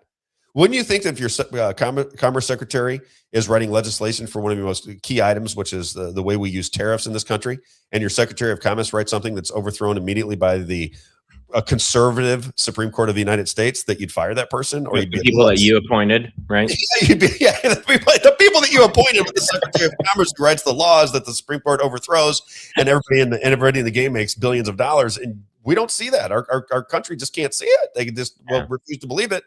And I keep saying, okay, well, it's happening. I mean, what do you 5D chess, Rob, 5D. And it may be. I don't want to be crappy to people, but how can you be okay with the fact that he's manipulating the markets to make his buddies money? That you can you don't have to guess. It's not a news story because the news doesn't even really tell you about it, but you can look it up and verify it yourself. Yep, it's crazy to me. And then here is Donald Trump with the cards, because we talked about the phones. I mean. So Donald Trump, I don't know how many people went out and bought these phones. Did anybody in there go buy a phone? Anybody in the chat go buy a phone? So Donald Trump took I think $100 deposit from 590,000 people for the new Trump phone. It was going to be American made, the Trump phone, the Trump phone, the Trump phone. Well, now nobody has their Trump phone. There's no understanding whether they're ever going to get a Trump phone. Nobody's being contacted about their Trump phone. And people are starting to go, wait a minute, I gave $100 for a Trump phone, a gold Trump phone, all made in America. Come on, baby, where's my Trump phone? And $100 times 590,000. That's a lot of Trump phones that didn't get delivered. Check it out. Here's this guy. What is it? Clip number 3. Check this out. We're here to introduce Trump Mobile, making phones in America. It's about time we bring products back to our great country. We're going to be having call centers for Trump Mobile in St. Louis, so we're keeping our data onshore. We plan to build phones in America. All of our customer support is in America. A lot of people are getting ripped off, to say the least, because they don't pay attention to their cell phone plans. So I think we can do it better. Hey, Trump supporter here. This goes out to Don Jr. and Eric. Where the is my phones? I ordered 4 gold Trump phones in the summer. Now we can't get any updates on them. Well over 500,000 people each paid a $100 deposit to get in on the planned and promised Trump phone. Not a single confirmed customer, though, has gotten one. This is a report from the IBT. Meanwhile, the website for the so-called Trump Mobile, which isn't very mobile, includes a disclaimer. A pre-order doesn't guarantee a device will be produced or made available for purchase. That's how we make money. I mean, that is just out there. A pre-order means not a pre-order. We just hold your $100 and we might never make the phone. They haven't shipped any phones. The company's selling point was that this somewhat gilded device would be made in America. You heard that in some of those clips. Now they say it will be proudly American. I guess that's kind of how the phone identifies. It will be designed with American values in mind, but that's not how country of origin labeling works. If you're going to make something here or have it abroad, the mother of all tariffs, president ought to know that. The phone reportedly now predominantly made in Isaiah.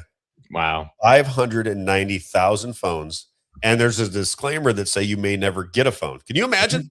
Mm-hmm. Can you imagine if you and I did that? If we went out and said, you know what? We have, it's $100, whatever it is, and it's going to be absolutely fantastic.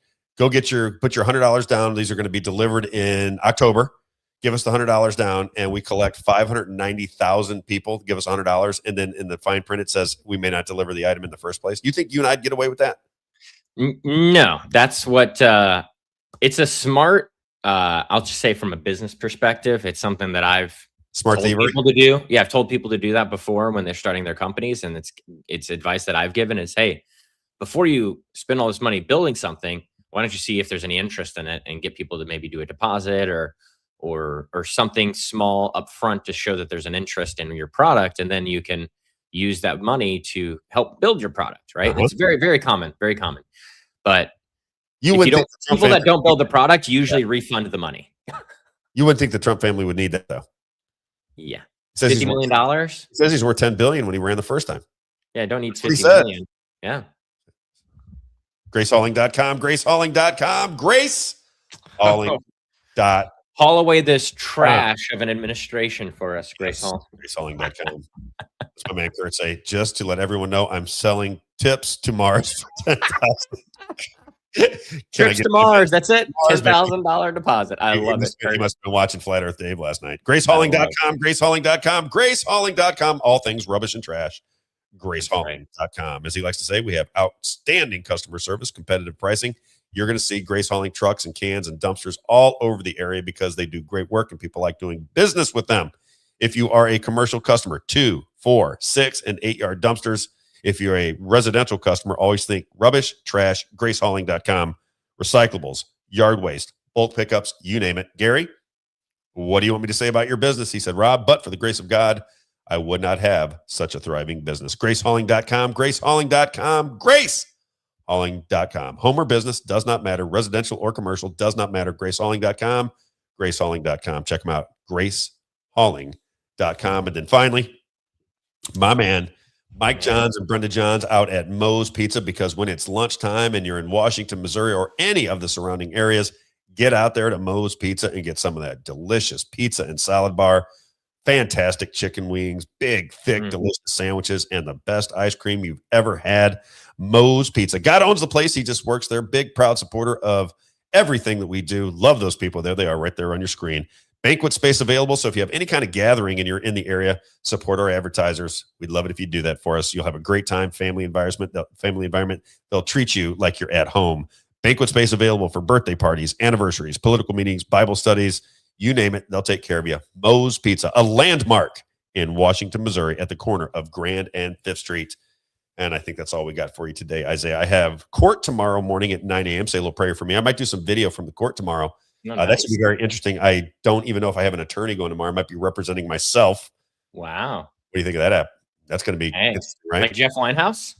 Well, I look at it like this.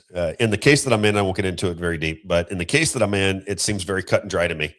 But I thought Jeff Winehouse's case was, I mean, since you videotaped it with Jeff Winehouse, I thought it would be cut and dry. Mine seems to be, here's what the agreement says. Mm-hmm. I can prove that the agreement wasn't followed. And when somebody doesn't follow an agreement, isn't the contract null and void if they don't hold up their end of the bargain? So no, I'm being asked to pay for something that, in my opinion, based on what I can read. And we just had that issue in our city with the business where economic development stuff, and he didn't fulfill all the contract, but he's one of the biggest employers here. It was a difficult thing, but at the end of the day, it's if you don't fulfill a contract, it's you got to hold up. You don't get money if you don't. If there's a financial arrangement. Yep. And one person doesn't hold up to their end of the bargain, does the money continue to flow? Mm-hmm. Like if I stop doing advertisement for my advertisers, do I ask them for a check? Right. Stop doing advertisement. Do I ask them for a check? No. And they'd say, well, Rob, I know I have this agreement with you, but you were supposed to do advertising for me, right? Mm-hmm. That was the whole idea. You stopped doing advertising, so I stopped paying you. I know, but I got a contract that says you got to pay me. Yeah, but you didn't do the advertising. I know, but I got a contract right here that's what I'm in right now. I'm going to court over this kind of craziness. FYI. It's crazy. All right. We'll see everybody. Have a great weekend, everybody. Have a great Friday. Go enjoy this great weather. Enjoy life. Follow us on X. We'll be posting some videos from the Capitol today in Jeff City. That's right. Like and share. Like and share. If I have to remind you anymore, like and share. And again, subscribe. Makes it easier to catch us. Again, there's a lot of people out there in the radio world that cannot find me. They'll find me eventually. We'll have to advertise the show, but make sure you push it out there as far as you can so that we get our message out and we start to work as a family. That's all I got to say. We'll see you Monday morning. We're off tomorrow. Don't forget, off tomorrow. We'll see you Monday morning at 9 a.m. Have a great weekend, everybody. See you.